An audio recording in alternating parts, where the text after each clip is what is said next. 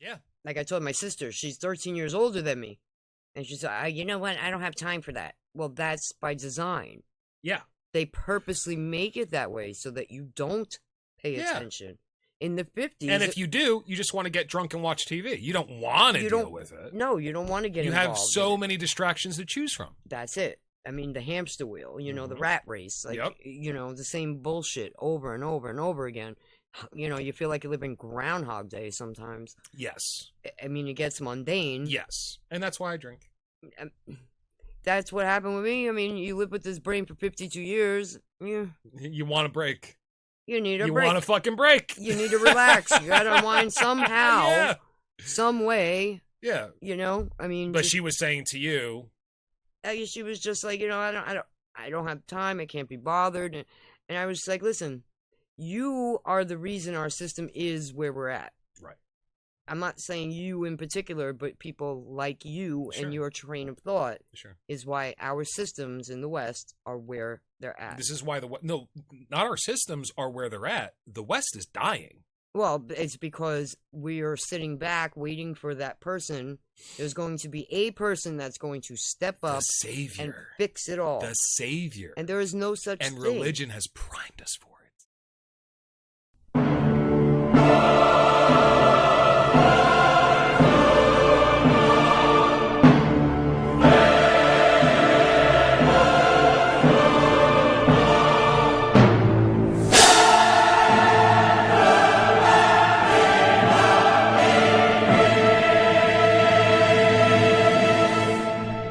I can almost pick up conversational Spanish, a lot of it. Okay.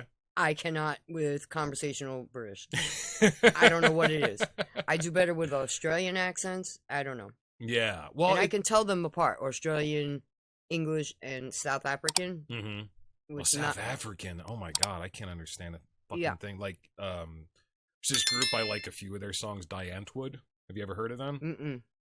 They're from South Africa, and when you just hear them talking, and it's obviously not intended strictly for an American audience, I can't understand a damn thing they're saying. They have, most of the words are English. I'm just not picking up what you're laying down. That brings me to Trey Smith. Have you heard of him? No. Trey Smith does deep dives, from a rich family, documentarian.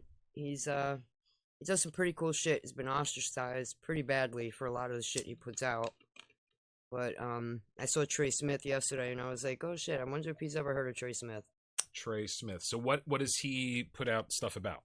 What's his focus of interest? His most controversial one was about God. Okay. He did something about God. He also talked about when the Dutch went to Africa. Okay. They're actually called the Afrikaans. That's where you get that kind of jumbled up language that they speak in most countries in Africa. It's from from the Dutch? Right. Not the English. I would have thought it was the English. No, the English gave them an additional accent on top of it, but a lot of their bizarre languages and stuff, it's like Afrikaan, which Afrikaan derives from the Dutch. It's weird. I am 50% Dutch, exactly, and 50% everything else that burns in the sun. And for some reason, you're bringing up Dutch colonialism, and I do feel like a little like, I have to defend this. Isn't that weird? Like, it's so usually funny. Don't feel anything like that ever. And most people don't even talk about Dutch colonialism. Right. They focus more on English. Well, that's because most countries in the world today, most countries, like 80% of the countries in the world today, celebrate an Independence Day from Great Britain. Right. And that's crazy. Because we all wanted to get the hell away from this little island. But they had their hands in everything. I mean, that's every single country on the planet. That's weird. Well, that's because of the Boer War in 1904. That's where the Dutch and the Germans came into Africa. And that's where the Afrikaans come from. 1900 and 1904. The what war? Boer War. B-O-A-R. Okay. It was the actual white Africans that were fighting the English. Okay. And that was in 1904. I had no idea. Interesting. So you're a slave master. Well, hang on a second. I would like to be. It's my aspiration, but I have not accomplished it yet, Harry. You got to get a plantation. You're a plantation owner. There you go. You gotta get you a little plantation going there. No. Definitely not in my on my bucket list. Have no desire to either have control over other people willy-nilly or to have responsibility for them. And I think when you're a slave master, you don't want the responsibility to take care of your fellow human beings. Well, you're a terrible person. Yeah, but I mean, you're gonna enslave them. So I want them to have freedom. Let them take care of themselves. Well, one way or another, they're enslaved. It just depends on who the master is they're following. Yes, it could be a kinder master than the masters we live under now. That's true. And let's get into, on that note, Michael Aquino. You said you wanted to start with that. So let's start with Michael Aquino. So you've been looking a little bit into this gentleman. What do you want to ask me? I'll tell you anything you want to know. Well, today I saw a video. It goes back to you may have heard of Larry. Oh, God, his name just popped out. Larry Franklin? With the scandal with the kids? The Franklin scandal. Yes. Yes. So there was one of the kids that was... Can you tell me a little bit about the Franklin scandal again? Because I have only heard of it, really, from Tim Dillon's podcast, and every time he brings it up, he goes over it briefly, and for some reason, it never sticks in my head. What is It's a sex trafficking scandal. Okay. Where he, I believe Franklin was a politician. Okay. And he was having young children brought to him. He also started an all-boys school, my understanding. A little bit of research I did into it. Yeah, that tracks. And those boys were all kind of pimped out. They've been on his planes, been to his hotel rooms and everything. But he was really, in his home state, he was like a star, like a rock star politician, where everybody loved this guy. Okay. But I just saw a video today from the 90s where one of the boys, he was doing a deposition. I don't know what crime he committed, but he committed a crime. And during the deposition, he said that he has, under the tutelage of Michael Aquino and Project Monarch, they were taught at a very young age to split up their personalities. And they did it through trauma. Okay. Which I'm guessing goes back to the PSYOP plans that they used to perform under MK Ultra, because Monarch is just a branch off of MK Ultra. Yeah. Like very many. Yeah, and that book, I forget the name of the author, but Rogan talks about it all the time, Chaos, about that guy who went down the rabbit hole with Tom Clancy. With the Manson family murders, and was like, whoa, this is all so connected to our intelligence apparatus. And the deeper he went, the deeper it got. Like, he couldn't find the bottom of the barrel, and what started out as an article he was supposed to write for some magazine or something for the anniversary of the Manson family murders, the Tate LaBianca murders. He ended up spending 20 years researching this, and it turned into a book called Chaos. I've yet to read it. I've heard it's amazing, but I mean, isn't that kind of why we know that MK Ultra is real? Didn't they declassify those documents like right before his book came out? Well, actually, a lot of it came out in the 70s. And the CIA went ahead. Declassified? So Congress was ordering the declassification. And the CIA took it upon themselves to start burning them all and shredding them up. That makes sense. Because they figured we're only going to let the public see whatever we want them to see. What we want them to see. Just like we're doing with Epstein. Or we should call it the Maxwell files at this point.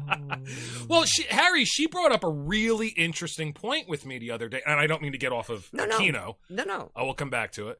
I've never heard this connection, so I'm probably not going to have a lot to offer. But yeah, she sent me a text the other day, Harry, where she was like, you know what? I bet you, or wouldn't it stand to reason, that Ghislaine Maxwell honeypotted Jeffrey Epstein, because she obviously has ties to Mossad and the intelligence apparatus. And the Mossad and CIA might as well be the same organization at this point.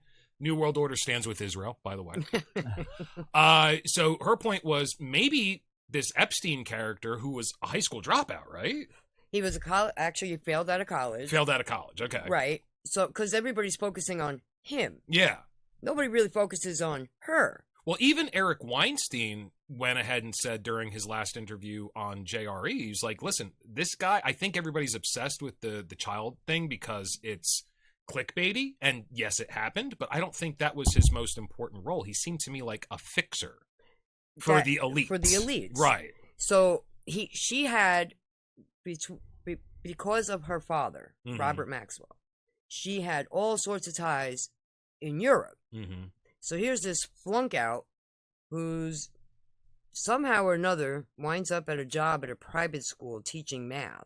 Mm. I don't know how that occurred with Jeffrey. And Well, then, it seems like a lot of these people with this particular fetish do end up in these situations.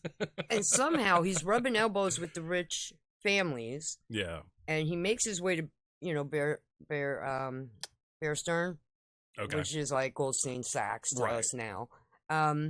Goldman Sachs, right. Goldman Sachs, and he does all these things, and it just logistically it just lined up for me after I sent you that one video about the bulls and the chickens. Yeah, and I did listen to that. That's really interesting. And how all those dirty cops were involved, and politicians, and how they sucker everybody in and get everybody roped up into everything. Yeah.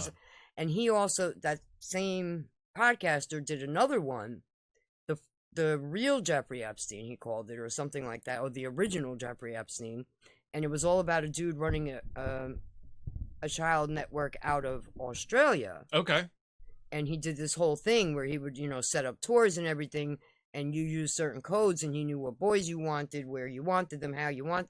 And it was like this whole international network. Yeah. There was also a video out about one of the dark web or Tor, one of the biggest Tor pedo sites. Searches, sites, okay. Okay, and it was being run for a while by the Dutch intelligence because they were trying to catch every single member on. You're just going to keep shitting on my ethnicity this entire episode, I can feel it. Fuck the Dutch. And then what Fuck happened? them and their tulips. I believe it was the FBI that were like, yo, wait, what are you doing? We are looking at this pedo ring also from our angle in the U.S. because Yeah. I believe the starter of it was from the U.S., Okay. but the one that they were focusing on was out of Australia. It was something weird like that. But either way, the intelligence officers ran it for a while, and every time that they were like playing whack-a-mole, every time they knocked down, one account, another 10 would pop up. And they were trying to trace all these people globally. And then finally they hacked into the guy in charge of the Tor account. His whole system was set up with the password of the name of his cat or something stupid like that. And it knocked, but it was like the biggest international investigation into a pedo ring. So then when you start looking at all those pedo rings and you think to yourself, like, but Jeffrey had no contacts internationally before. So maybe Les Wexner. Maybe to Ghislaine, I like calling her Ghislaine, but Giz. maybe to Ghislaine, he just seemed like he would be a very talented social climber that had certain proclivities that she could exploit from an intelligence because she knew point of view. Jean-Luc Burnel. He was the French version of Jeffrey Epstein. Okay. And he was in charge of a modeling agency and was a modeling scout. Okay. Jeffrey just so happened to, when he made his way up financially and was showing people how to screw around on their taxes, all these rich people, he took over Les Wexner's fortune and estate and was helping him with that. I don't know that that's true. I know that Lex Wessner gave him an estate, gave him a house, like gifted it to him. He wound up gifting him that $75 million mansion in New York City. Yeah, right. That comes out of Les. Right, Lex. that's it. Yeah. But I don't know that he was responsible for his investments. At one point, he was power of attorney. Really? And it just makes sense because it's like right around that neighborhood of time, from what I'm understanding, is when Bob Maxwell introduces Ghislaine over to Jeff. Okay. And then Jeff and her start an affair. Mm-hmm. But you look up the online pictures and they make it sound like she was like head over heels in love with him. But every picture is him touching her. Okay. And I'm like, the affection just doesn't look both-sided here. It looks like she's doing or performing. Right. And it's just weird. Like after 2008, they kind of like part ways a little bit. but not too Well, much. that's when he had his first legal troubles, right? Right. Yeah, okay. And then they wheedle it down to 1. They take the federal attorney off the case, Alexander Acosta. He winds up with that stupid sweetheart deal and whatever. And she's the one who was going out finding the young girls, bringing the girls back to do massages. Yeah. She was helping guide these girls on what to do. She was also the one that would pay the girls.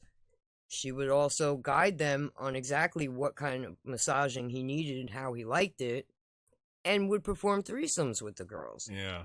So it just clicked for me when I saw like a couple photos, and I was like, wait a minute. You're just kind of reading the body language and... Yeah, Okay. just like, now if I'm a chick and I'm head over heels for this guy, the way she claims to have been over him, I'm all over him. Yeah. I'm not just standing there like, okay, yeah, don't touch me. Or, reading those vibes. And I know it's only like a second snapshot in a person's life, and I'm like, but they're only focused on him either way. And everybody else he dated publicly, they're all of age. They're on the younger side, but they're all of age. Yeah. So he was dating models without this girl around, without Ghislaine. He just got into the young underage girls after her. That's just weird. Yeah, and you know what? I mean, and it sounds trite to say nowadays, because right now we're just coming out of a time where this type of thinking is shoved down your throat. But if I tell you that I went to go see Dr. So-and-so, you're going to picture a guy in your head, right? So if we're going to talk about a notorious pedophile, it makes more sense that it's a guy. But what a brilliant cover for her if she wanted to set up that type of intelligence apparatus on behalf of Mossad, or to make herself valuable to a group of people. Right. And it got her foot in the door with the American side, gave her access eventually to the most powerful people in the world. Right. So and she introduced him to Prince Andrew. She introduced him to all the European connections in the network. It's just, they're just shoving Jeff in our faces too hardcore. That made me say, wait a minute, let me take a step back, a deep breath, and look at this as though I don't know shit about what's going on. And no, I think that's a brilliant perspective. Consume this information a little differently. Yeah. Because why are they focusing so hardcore on him, not so much on her? Yeah. I mean, we know she's the one that went out and scouted all these girls, and she like I brought said, these girls back. I mean, everybody was talking about how ridiculous it was that they were saying, the FBI was saying, we can't find her. Like, dude, she's posting on TikTok. You can look at the pictures. Exactly. We know where she is. Exactly.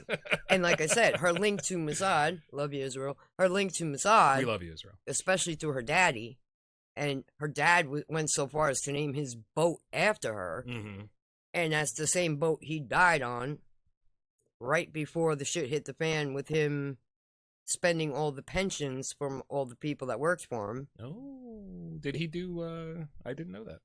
Yeah, and he just so happened to go out on the Lady Ghislaine, and then, oops, Bob fell overboard, I mean, and like I said, like, she had only been introduced to Epstein shortly before Daddy went overboard. I didn't know that either. So it's just it's very weird. And her sisters are into some.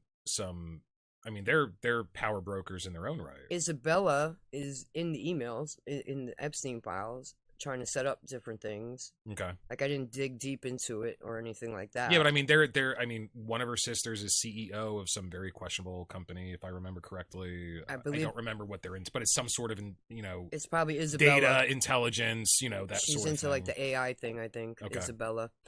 And Ghislaine made it all the way up to going and trying to start her own floating independent country where there would be no taxes, no liabilities, and no extradition. Well, what was that eventually called Lolita Island? It was funny. The name she used for it was something ocean. I forgot the name of it. I would have to look back up. So Harry, what do you think of that though? Maybe Jeffrey Epstein shouldn't be everybody's focal point. Maybe people should be taking. Because I mean, if you're correct, this guy offs himself.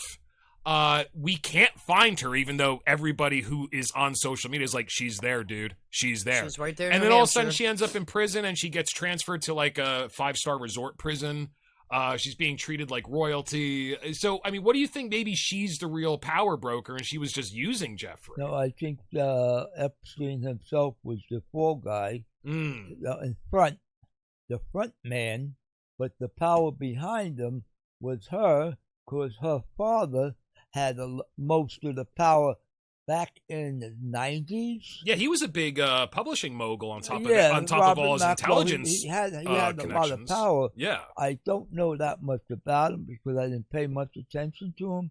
But if all you have to do is go back to the foundation of where they got their power, and most of the power is hidden.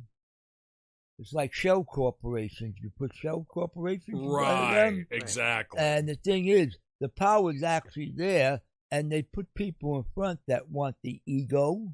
Mm-hmm. They want the, I'm shining. I got the useful power, idiots. But useful idiots. Yes. But they're just a front man. Right. Right. Like he ran the front of the store. Right. That's the way I'm He's looking at it. They're the salesmen. Yeah. And they think they got something. Because I think. But they got shit. They got nothing. Didn't Robert because Maxwell. They could disappear quicker than anything. If I'm not mistaken, it was Robert Maxwell that owned almost 50% of the British newspapers. I'm pretty sure you're right. Did. Right. Yeah. Right. So, because I know that there was a big celebration of him rubbing his new latest purchase. He was rubbing it in Rupert Murdoch's face, like, Yeah. I won, you didn't. I own it. And he was I also think that was the responsible. Sun. He was also responsible for Mirror. a lot of textbooks as well, if I remember correctly. Macmillan, Mm-hmm. the Macmillan and Sons that we get in all our schools here in America, Mm-hmm. was owned by Robert Maxwell. The New World Order stands with Israel. So all the alterations through history, you can thank Macmillan and McPherson and whoever else it is, because those are the books that were given to public schools here. And that's a little disturbing. Even my father, when he saw me and my brother are 2 years apart, but my brother went in early because of the cutoff date. So when I was in 9th grade, he was in 8th grade. Okay. And my father was just looking at especially our social studies curriculum and being, and he was like, why is there such a vast difference between what you learned last year and what your brother is learning now? And he's seeing like there's obviously a propaganda bent to why the information, like how the information is different in 1 year, of new textbooks. It is crazy because I recall when we had to take U.S. history, which is funny because we had some social studies classes and some history classes. Oh, they were two different subjects back then. They were definitely two different. Go figure. I missed that. that. Yeah. I mean, there was a time when they tried lumping it like geography in there, but they separated that out too. That became a separate class. But back in the day, like even just the slave trade, the Atlantic slave trade, they gave it to us. They didn't like give you like, such grave details as this how many lashes you got, or this is exactly how much they got for one slave. But they let us understand, the Africans needed certain supplies, and the African tribe leaders were willing to give up their members. Oh, they were selling to sell them off. Yeah, they were selling them to us. Yeah. It wasn't.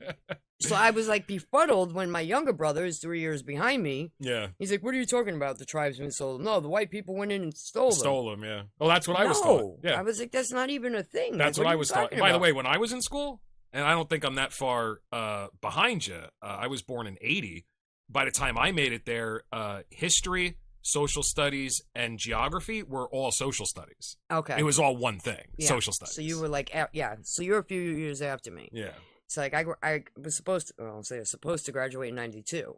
Okay. And those were and we had American. So 6 years. 6 year difference. We had American history and American social studies, and then we had world history and world social studies. I got none of that. And I went to a very affluent area for my high school education, and we got none of that. We're talking Oakland, New Jersey. Well, I went to this little speck of a high school. I'm talking with 7th and 8th graders in our building. Mm-hmm. There were maybe 500 students max. Mm-hmm. Okay. Like a graduating class was like 80 kids. Yeah, and you had a more in-depth education. We got all that, but by the time my brother, a few years behind me, they weren't getting any of that. Mm-hmm. Like, and I was gifted, but I didn't take any high school gifted classes, college prep, academic, none of that. Yeah, but you were in AP classes. I wasn't even in any of that. Oh, you weren't? Okay. No, I just took basic gen eds. Okay. So I was getting that in gen ed. Interesting. The only thing that confused me with the world history was the way that they made each civilization sound was that there wasn't like an overlap. It made it sound like first there was the Greek Empire, then that died, then the Romans came, then that died. But that's not exactly how that went. No. It all overlapped, and one came out of course. another, and it branched out. You know, Absolutely. Right. The fall of Rome wasn't a day. That was it's like saying, oh, one day he starved to death. No, that was happening for a long time. Right, exactly. So that was the only thing that I didn't get when I was there. Right. But like I said, like even something as simple as like the slave trade, like they told us the whole history of slavery. Yeah, we got even back in European slavery, like before that was, before it became an African thing, it was a real big thing in Europe. Oh, sure. And then I looked into, I was like, holy shit. During the Romans had slaves from every single, other country. Everywhere. Yeah, absolutely. From everywhere. And let's not forget, if you believe in the Bible, which a lot of people do, it seems that way. It tells you right in Genesis that the Pharaoh had Hebrew slaves. Right. I mean, so the Africans were owning slaves before Europe wasn't even a thought. Man, how deep do we want to get into the weeds here? Because I have had you on now exactly 4 times, and every single time I have you on, I keep wanting to bring this up, and I'm like, that's going to be a whole nother tangent. Motherfucker. Go All ahead. right, let's go. Go Let's ahead. try. Then we'll get back to Michael Aquino, because that is interesting. Okay.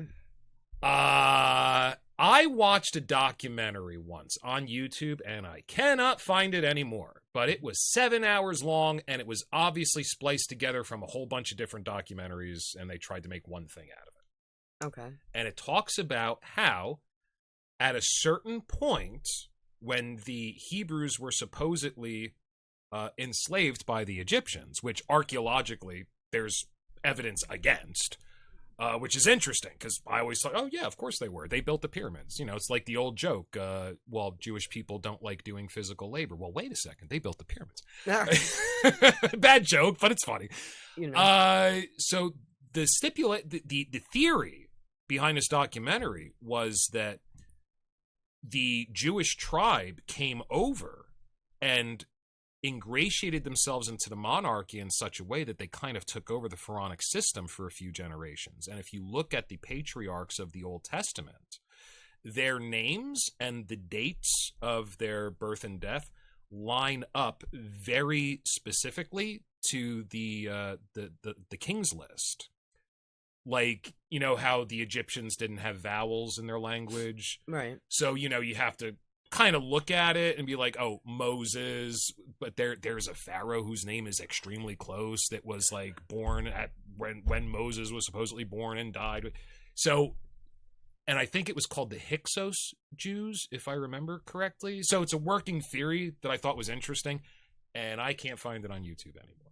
Interesting. Definitely can't find it, but I know there's a book that's been written on it.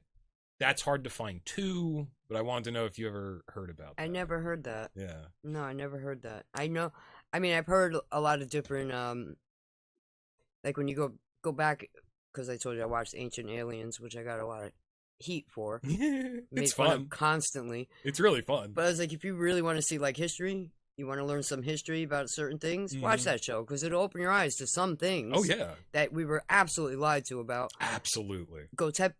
I can never say Go it back right. like Tepe. There you go. Yes. I can never say that word right.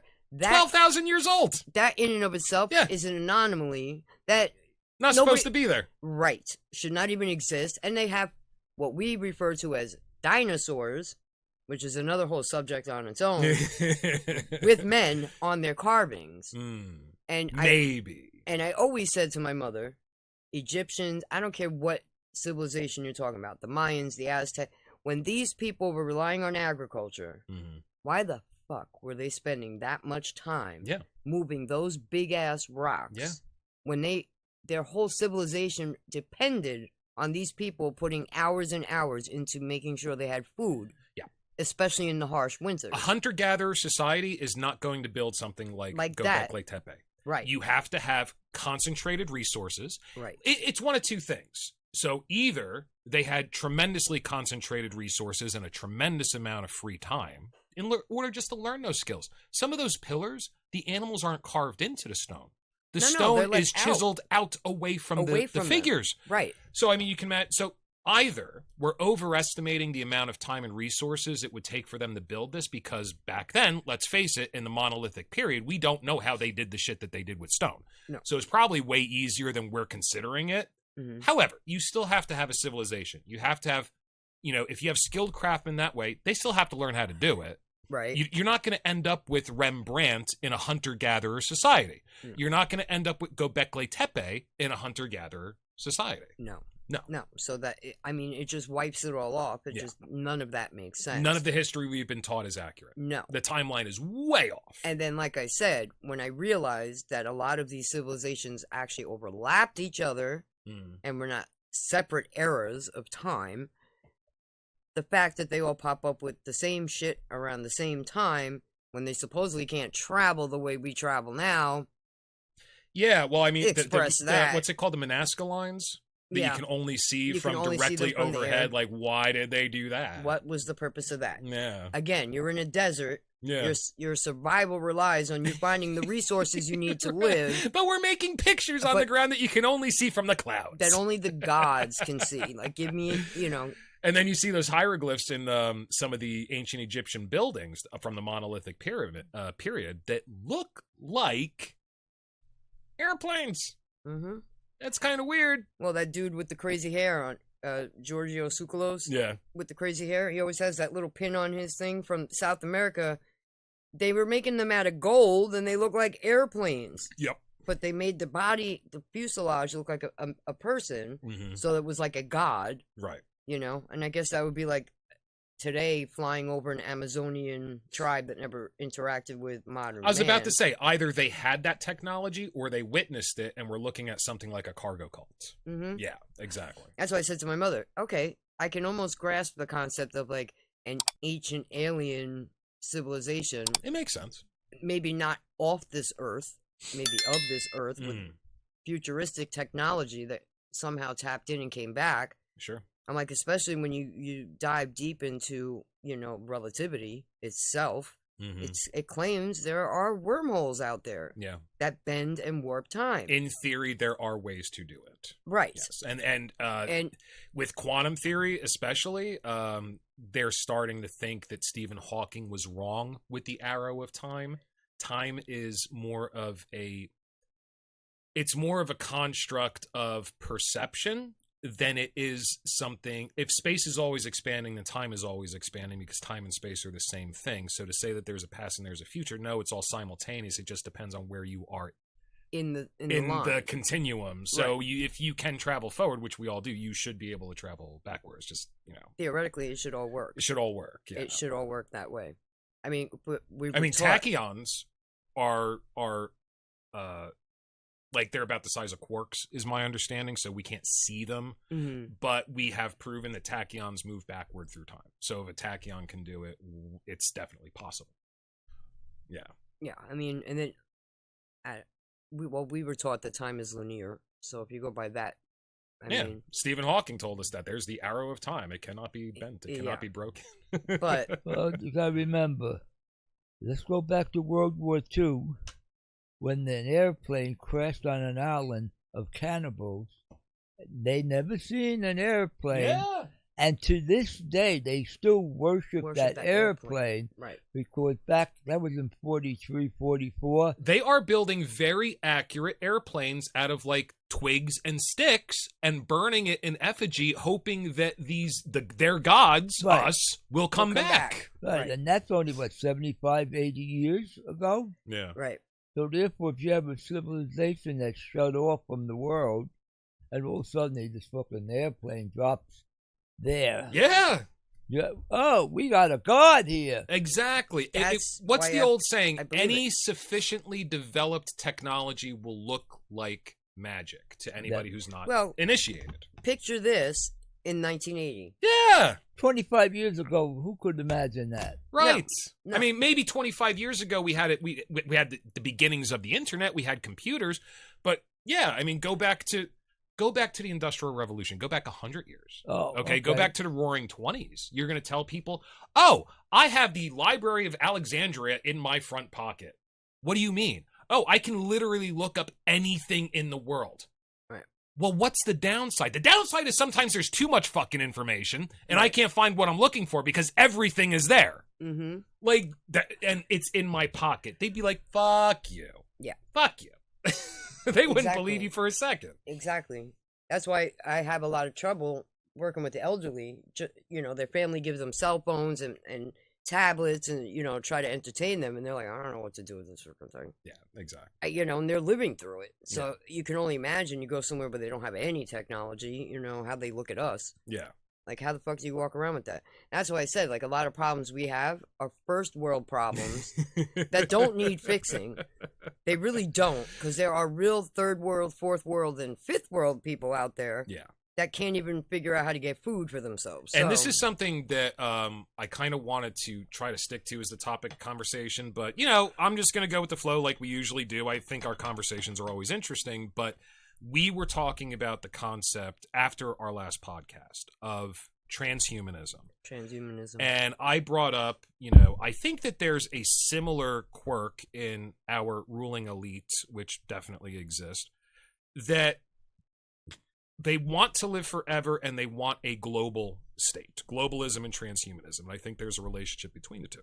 Mm-hmm. And I was making the point, and I even have an entire podcast that I put out where I'm making the case for globalism. I'm steel manning the argument because I think it's interesting. Well, wouldn't it be better to have one system that does have to evolve to accommodate the wishes of the people overall, because there's way more people than there are rulers. Indeed, so to a certain extent, it would have to strive to accommodate the population, just like our system in America does now.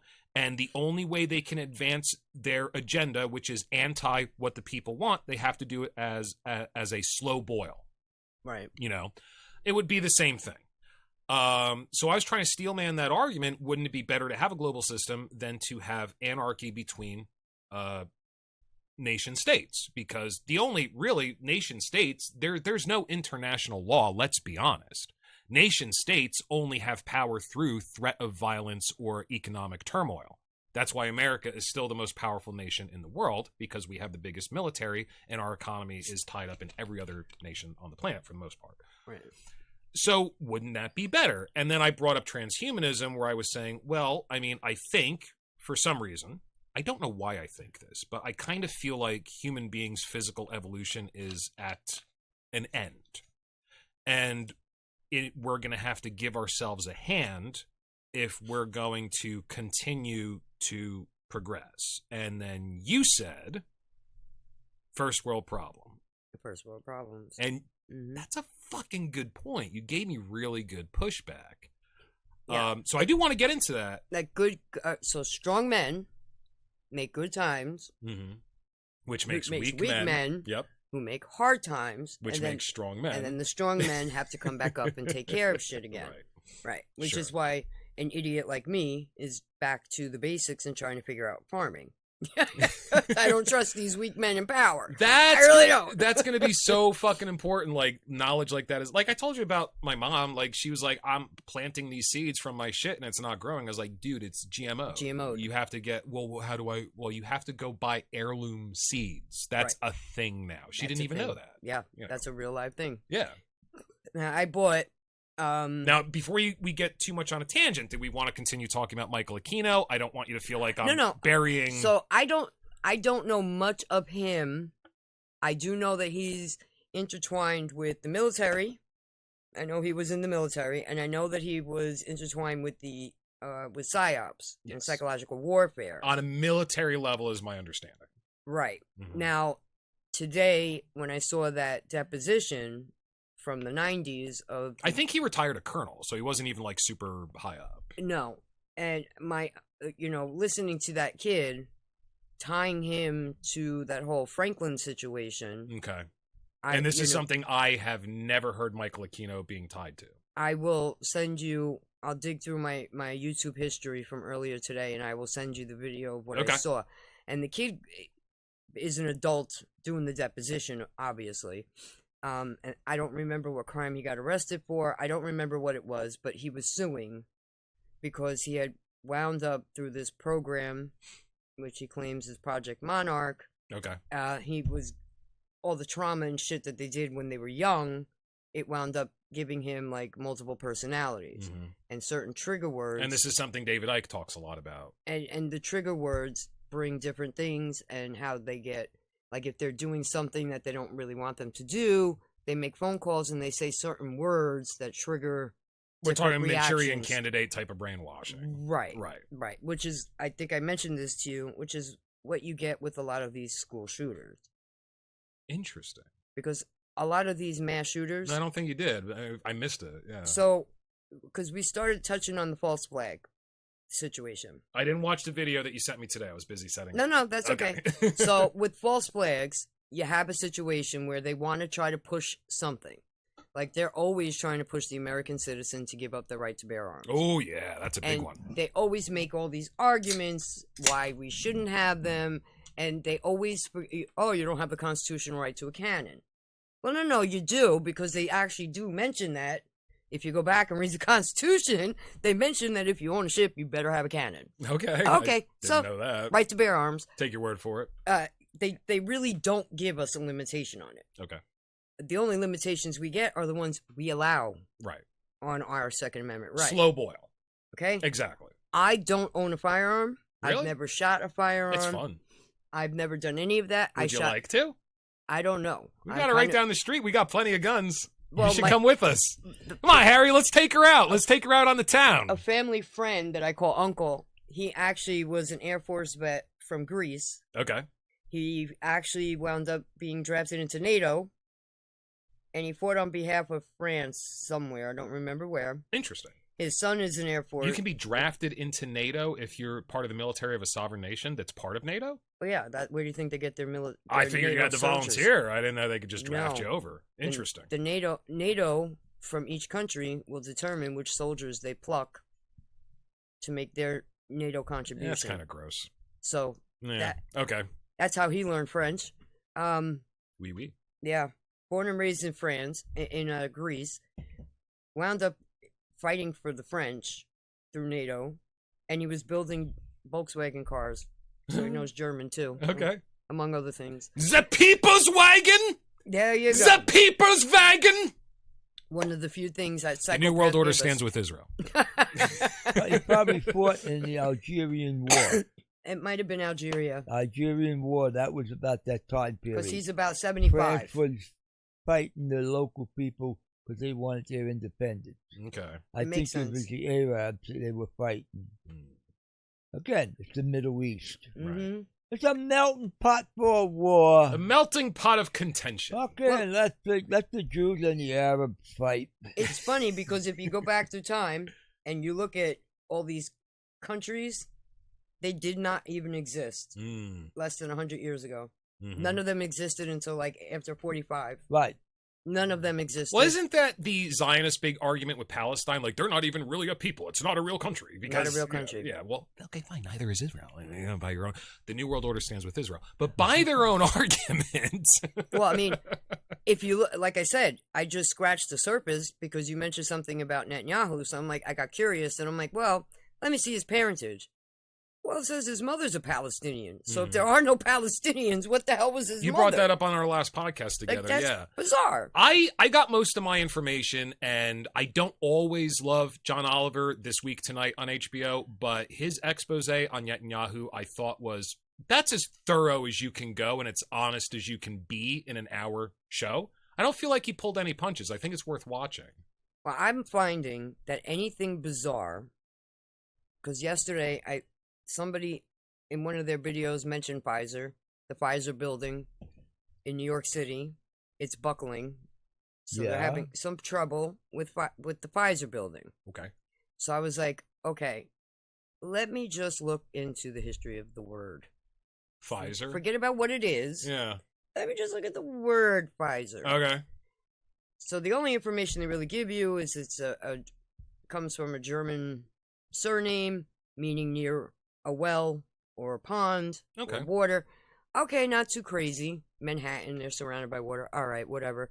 Then you look a little bit deeper, and like I said, for some reason, a lot of shit ties back to Jewish tribes.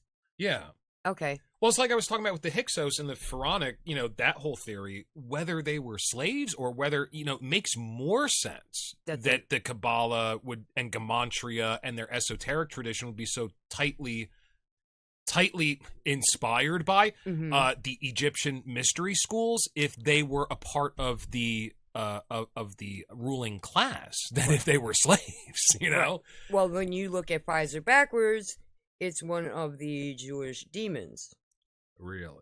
So I was like, wait a minute, and the demon is Rezif? I'm pretty sure that the demon is in charge of poisons.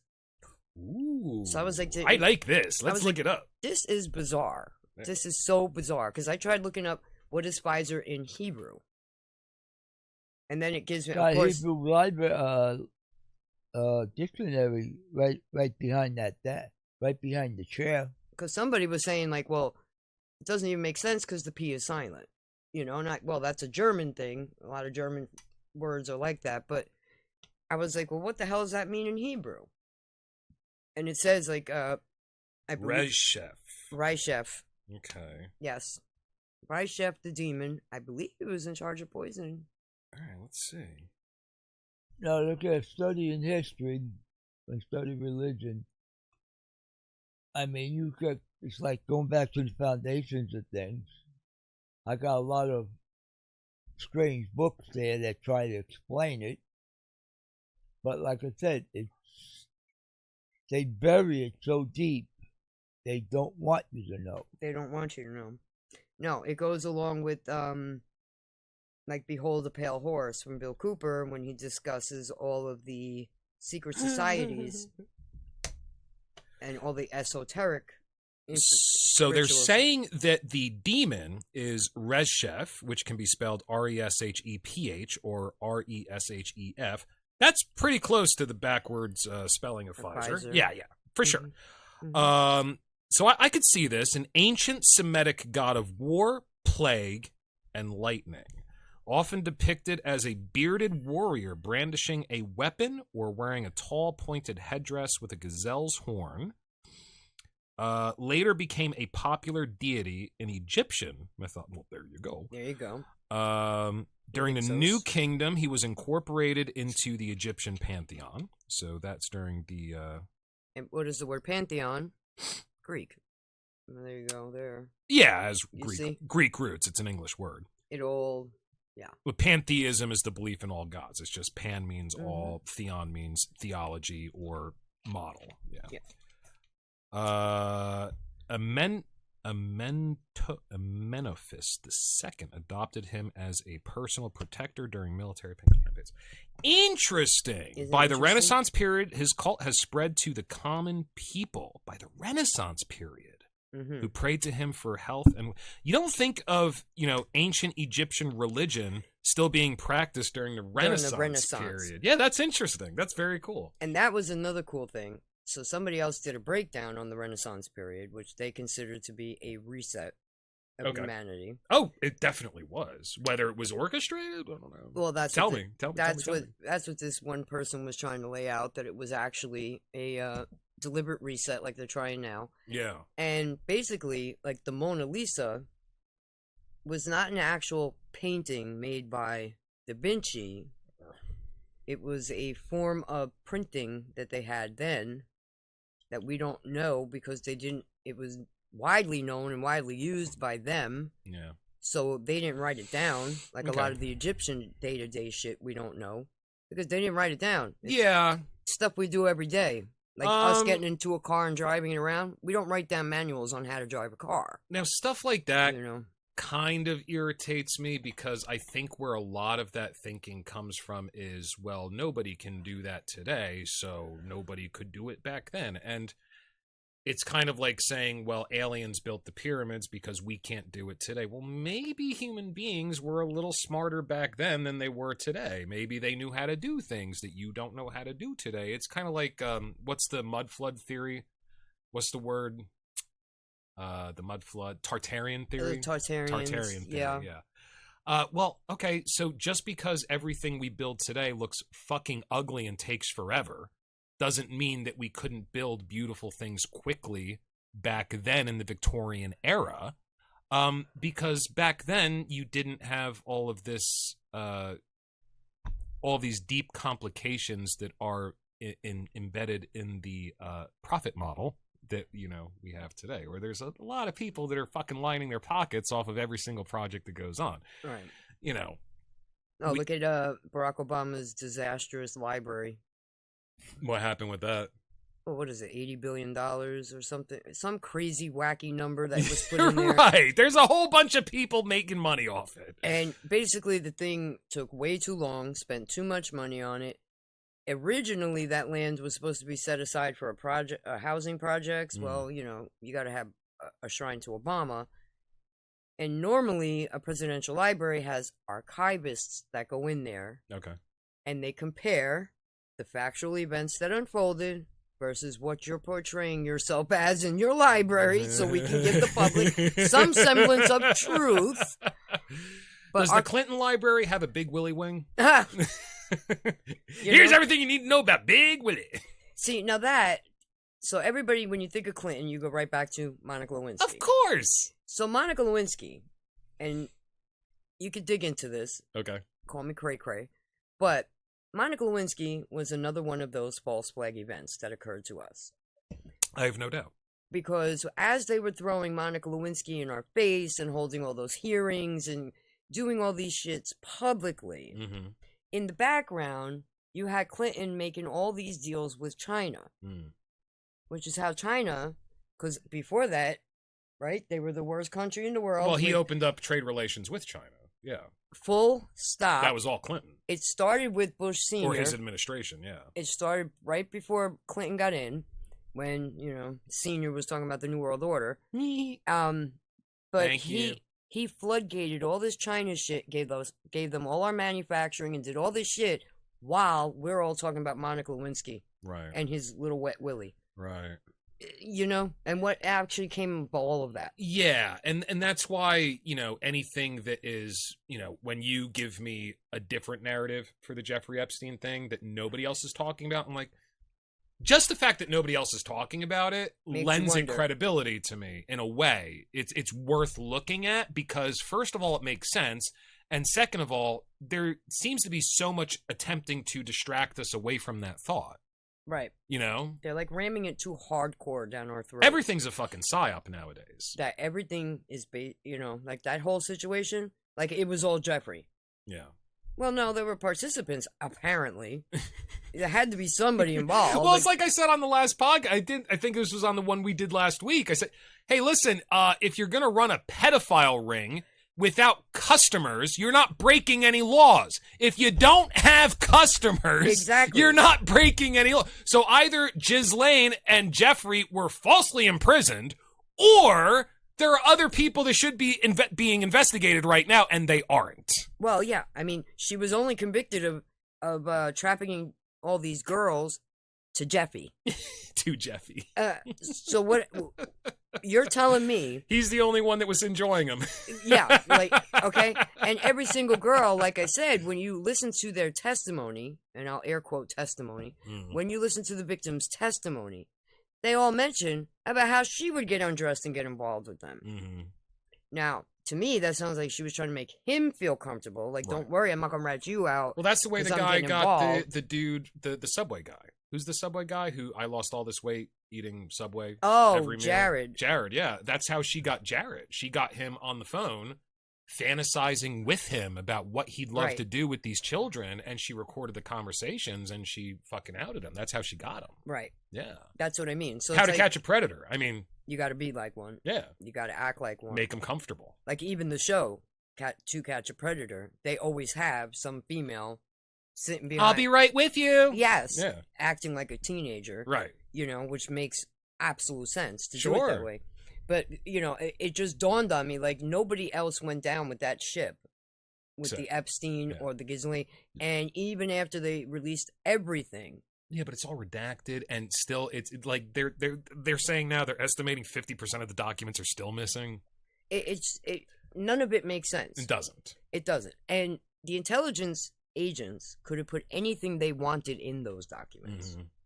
Oh, yeah, sure. So, something that Trump had said when they were arguing about releasing the files, it kind of like struck a nerve.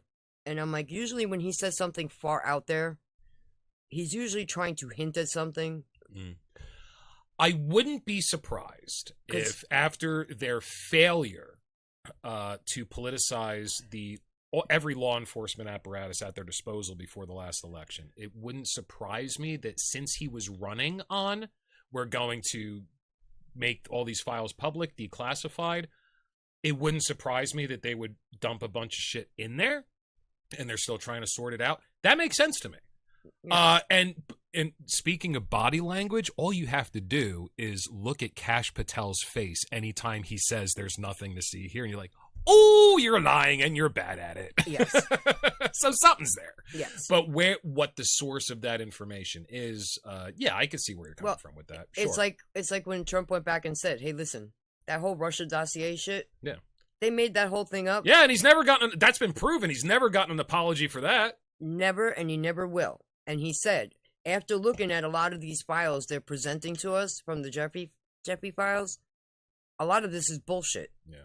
A lot of it is made up bullshit. That wouldn't surprise me, especially something that is so ingrained in our intelligence apparatus and Israel's intelligence apparatus. I would be surprised if the files aren't at least 30% bullshit. They have to be at least. They have because Israel, when Trump was kind of saying, listen, no, fuck off.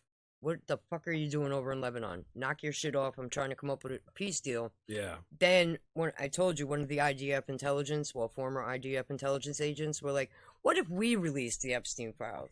Well, how the fuck do you have our FBI Epstein files? Explain that, sir. Why wouldn't they? But, so it's like, of course they do. You just outed your gosh darn self. Right. And if you were trying to sell the rest of the American people to back you, you just stabbed your own self. Like, you fucked your own self with that. I tend to, as an opinion, and Harry can attest to this as well, when we have conversations about these things, I tend to go back and forth between, whoa, they completely overplayed their hand. They are showing us all of the corruption, like during COVID. Mm-hmm. And then back to, yeah, but people are really fucking stupid and they're just going to go along with it. And I have to go back and forth between two sides because I forget that I am basically dealing with a population that has the IQ of a carrot and is intoxicated on various things 24/7. Well, yeah. It's like I always say, the world makes a lot more sense when you realize that most people are not sober any of the time. They're on some sort of pharmaceutical, whatever. So well, yes, I saw that too. There's called the pharmaceutical cascade. So if you're on a medication, like I take that Keppra bullshit. I don't know what that is. So it's an anti-seizure medication, and it's like a blanket anti-seizure. Okay. When they can't pinpoint why you're having them, they just give you this that you can't come off or you'll have a seizure. Aha. Yeah. Okay. So tell me how that don't fuck with your brains. So I knew there was something off about you. You take I'm just joking. I'm sorry. You left it open. I had to take it. I ran into that one without the brake pedal. So you take the medication, and then you develop a side effect. But rather than them say, hey, wait a minute, that might be a side effect. They give you more medication. I'm going to give you a medication to treat the side effect, which is just a Band-Aid, rather than take a look at the original medication you're on. It's called pharmaceutical cascading. Okay. If you end up on any, let's say, mid-level or above prescription pharmaceutical, you are eventually going to end up with a list of them. There's no way around that. Right. Once you on one, you're going to be on a bunch. Exactly. Yeah. Exactly. And that and that's how they get you. And if you research just the word pharmacy, you go back to the Greek word pharmakia, which is potions and poisons. Sure. Oh, yeah. That's what that all leads back to. And if you look at their Hippocratic Oath today, I just learned this from Mr. Tucker Carlson, they eliminated what they didn't want in there any longer. No, did they actually change, along with the definition of vaccine, did they change the Hippocratic Oath? Get the fuck out of here. Because seriously? In the original, when it's translated, it does say that you will never assist with killing, Nor will you. Well, it says do no harm. Yeah. Well, it starts with do no harm, but you have to read the original text, because in the original text, that's not the first line. Now, are we talking about, when you say original text, are we talking about back to ancient Greece? Yes. Okay, gotcha. Back to Hippocrates. Okay. So he says you will not, at the wish of the patient, do anything to kill them or assist in their killing, nor shall you offer an instrument for abortion. Yes. We're going to have to go to globalism right here, because depopulation is a huge part of that. And it's obvious. And frankly, I don't understand it except for the fact that I hate people. But before we go there, Harry, how old are you? Politically or mental? Chronologically. Yeah. Based upon your birth year. Old. 79 years old. And how many prescription pharmaceuticals are you on? None. Goddamn right. Good for you, man. Because as soon as they get you with that one, it's going to turn into a whole fucking laundry list. They're going to have to really screw my body up to do that. Yeah. Good for you, man. But they tried putting me on blood pressure meds. That's the start. That's the oh God. What's that called again? Stipends? Blood pressure medication. Blood thinners. There's a word for the it. NSAIDs? No. Stipends. Whatever. But that's the start. That's the big one. Because that's like a mid-level that most Americans will end up needing eventually. And once you're on that, you can't come off them.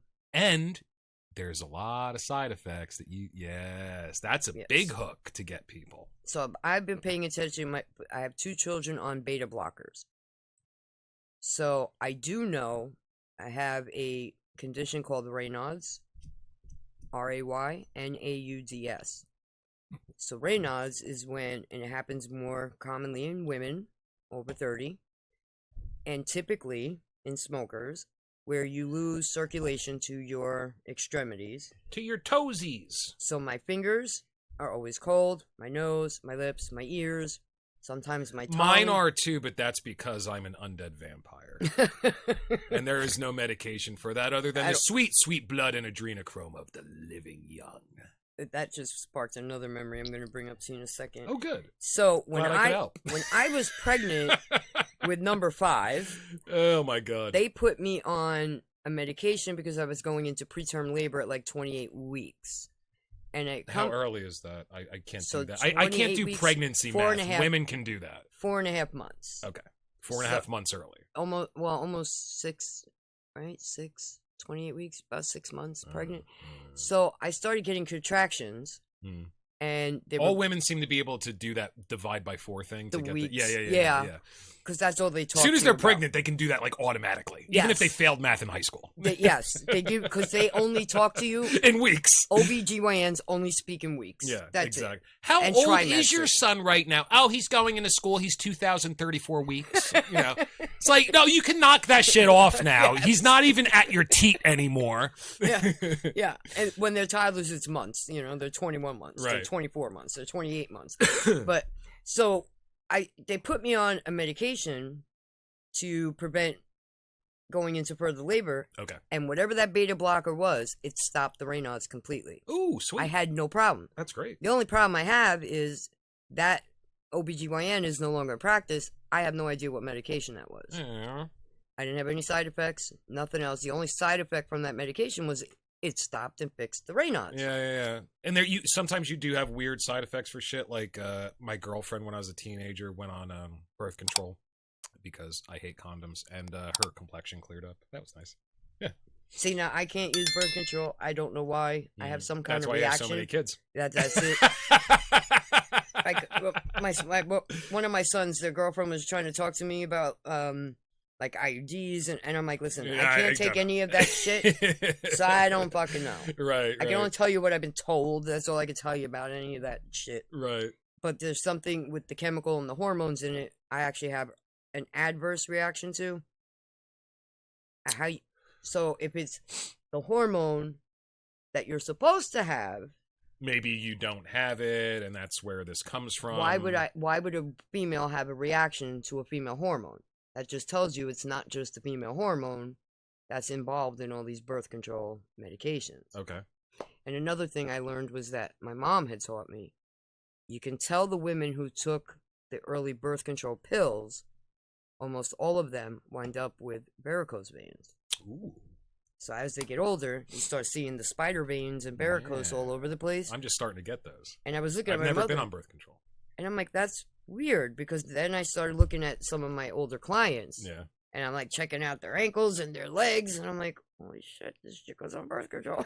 Okay. Because she said in the early 60s, a lot of women jumped right on it. Oh, yeah, of course. As soon as it came out, you know, women's lib and everything.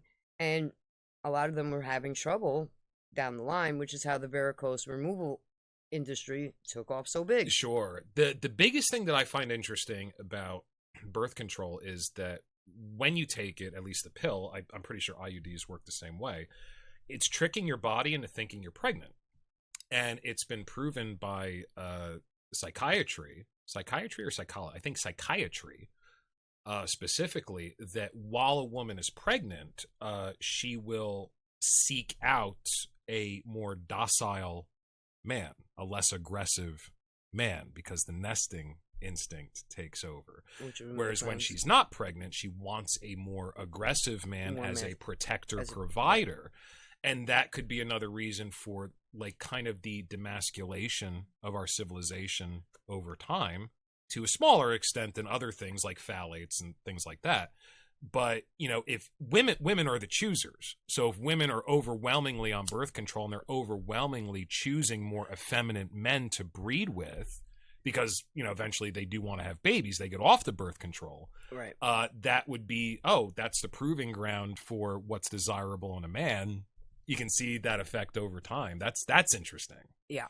Well, because I had read an article where it says that during ovulation, the more rough your man is, you know, he's got the scruffy beard and stuff, and right, how masculine he looks, right, the more you have that desire to engage. Right. Which makes sense because you're right at the breeding point. So, you know, animalistically speaking, that would be the ideal moment. Exactly. You know, so and that would be the ideal mate, you know, to protect, right, to provide. Yeah. Right. I mean, so and I say this all the time, any woman that says that they want an emasculated male as a mate is full of fucking shit. Yeah. Because the first time shit goes down, there's an argument in the store, somebody bangs into your car, somebody rams into you from behind with a shopping cart, you look over at your mate like, go ahead. My ex-girlfriend tried to get me in those situations all the time. That was one of the biggest reasons why we broke up. I was like, dude, I am not fighting your battles, bro. You stole his parking space. You deal with it. And now see, like... But then again, I mean, I'm sure all these women who are becoming pen pals with serial killers in prison, I'm sure a lot of them are on birth control too. So maybe I'm way off base. I don't know. I don't know. Maybe they find that form of aggression attractive. I don't. Who knows? We're all weird. Bodies are weird.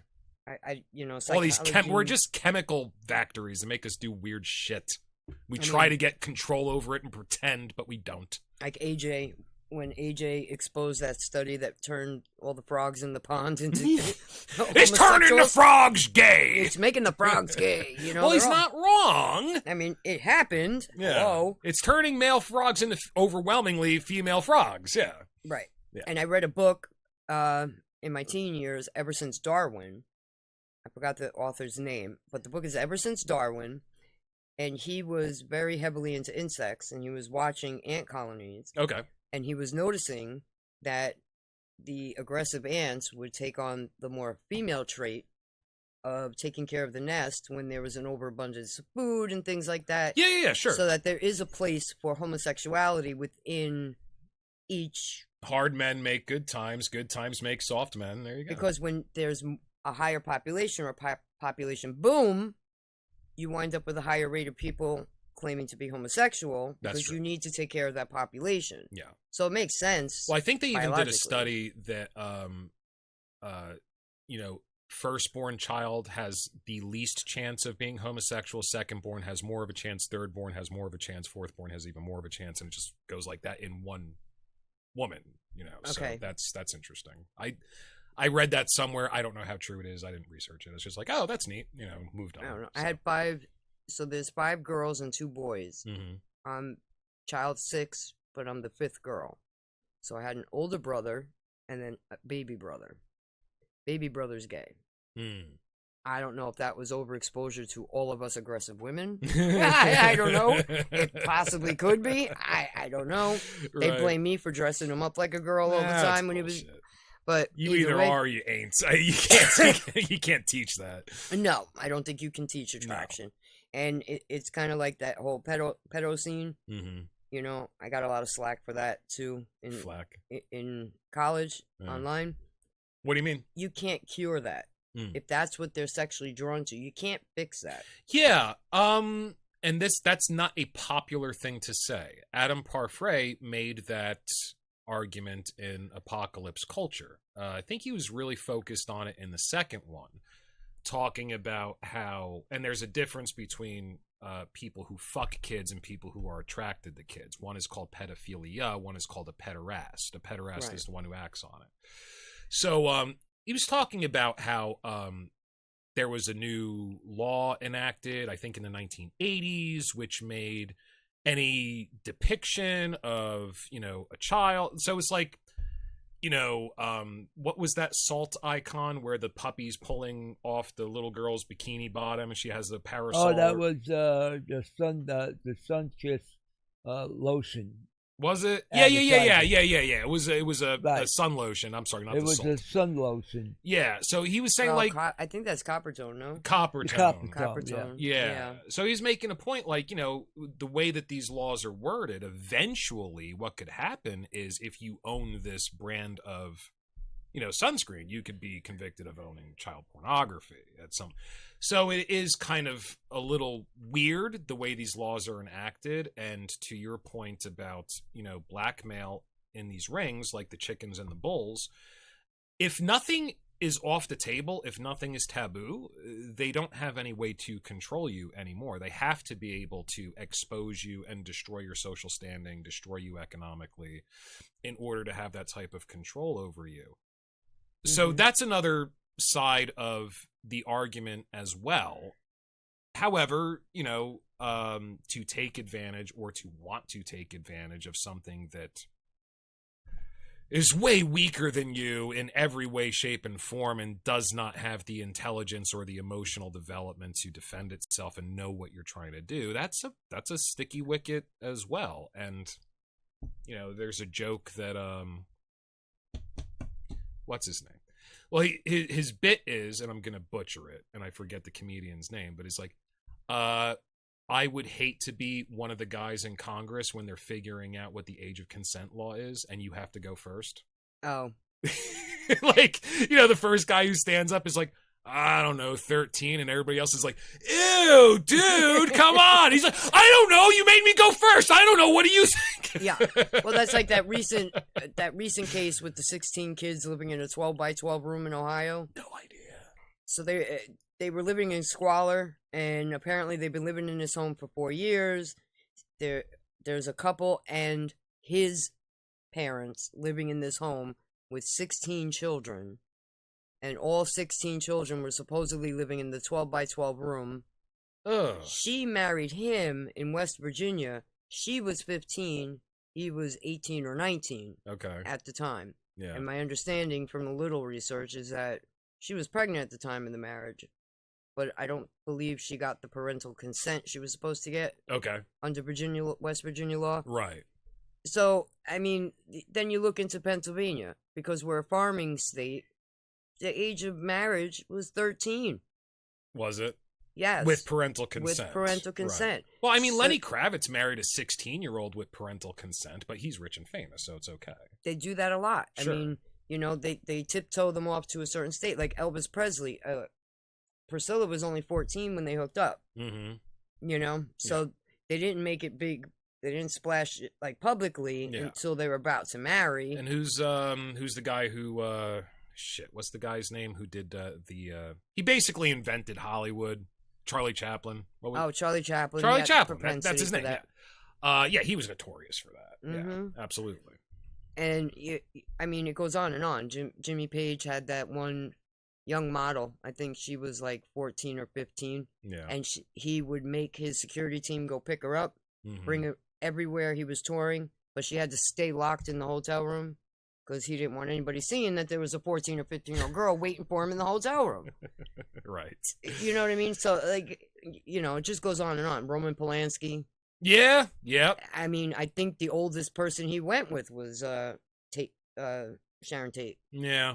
And he happened to marry her. You know what I mean? And there's definitely a double standard. I mean, you know, if an older woman hooks up with a younger guy, like look at he wasn't a teenager, but Kushner with Demi Moore. He's like, "Good for you, girl. You go, girl. Oh yeah, you yeah, go." yeah. You know, and I get it. You know, because guys and girls are different. Absolutely. So they're, you know, it's Joe Rogan has a bit on this in one of his stand-ups. Actually, you know, if you have a daughter who's, you know, in high school and you find out that her and her teacher is something, you're gonna go kill the guy. But if you have a son and you find out, get him, son. yeah, yeah, really, good for you. Yeah, yeah. But I think, you know, and then sometimes you forget, like, you know, most women or some women, they mature so quick that they're beyond their years, so they're even older than that.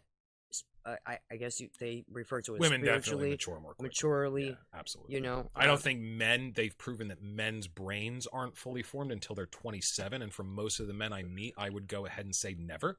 Yeah. Well, that brings me back to the... Including me! I offer myself up. That would bring me back to the Department of Education. Yeah. And what Woodrow Wilson was trying to instill back then. Woodrow Wilson, well, I know about Rockefeller, who said, I don't want a nation of thinkers, I want a nation of workers. What was Woodrow Wilson's role? So Woodrow Wilson was the first progressive. Okay. And I will give credit where credit is due. During the pandemic... Is he the one that instituted the public school system in the first place?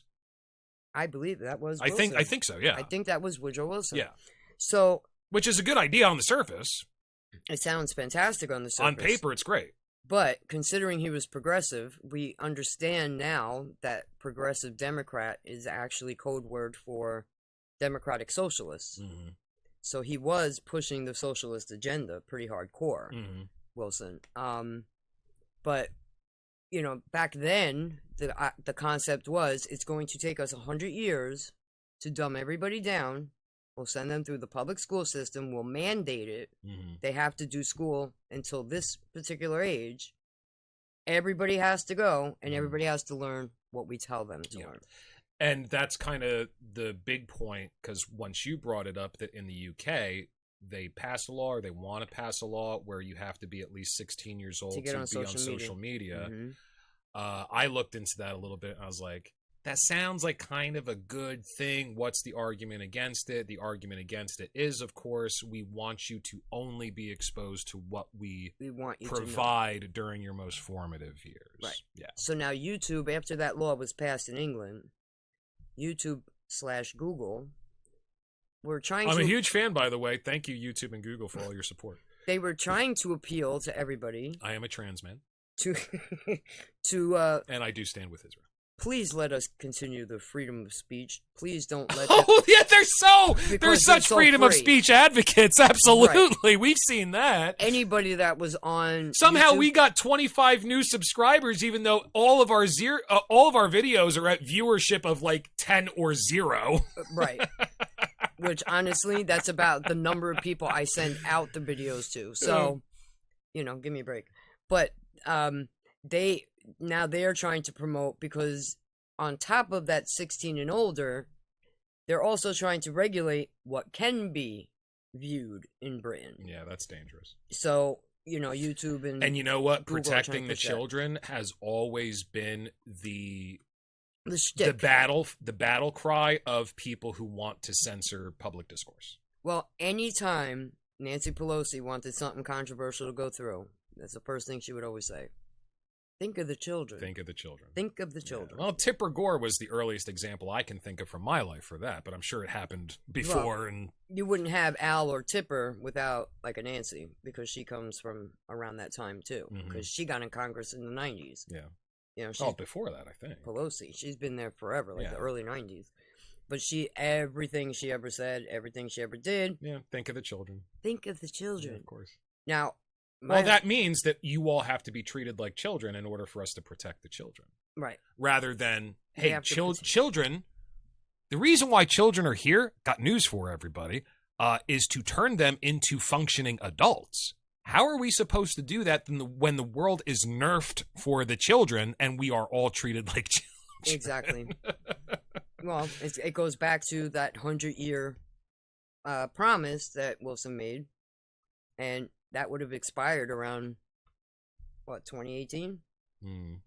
Something like that. I forget when he instituted. I don't know if that was, but I'll give credit. I learned all that looking over the shoulder of my children during the pandemic when they were on Reach online school. I'm sure that opened up a lot of parents' eyes. Because that Reach school, first of all, the curriculum was outrageous compared to what my kids were learning in our local school district. So they were above and beyond. They weren't doing video conferencing on your local school, the school they were already in. This was a school specifically you set up for the pandemic? Well, no. Actually, Reach Online School has been around since, like, the 90s. Okay. Like, they're a very long-standing school. Interesting. Online school. And most of their target audience were, like, diplomats and anybody who had, like military families. Okay. Where you bounce around a lot and you want something stable for your kids. They had online schooling available as an option. So were your children forced into this during the pandemic, or this is something that you sought out? Yes, when our school district closed down, yeah, Tom Wolfe, who had no balls between his legs, he was waiting for the New York governor, Cuomo the homo, and, sorry, like, homos, and Phil Murphy. I don't care for them. For New Jersey. He was waiting for them to make a decision, and then he would enact. That's what Tom Wolfe was doing. Okay. They started mandating vaccines to go back to school in public in New York and New Jersey. So I was like, wait, we're going to hold the button on this. Yeah. I don't know if getting a COVID shot right now is the best idea. My kids have enough problems.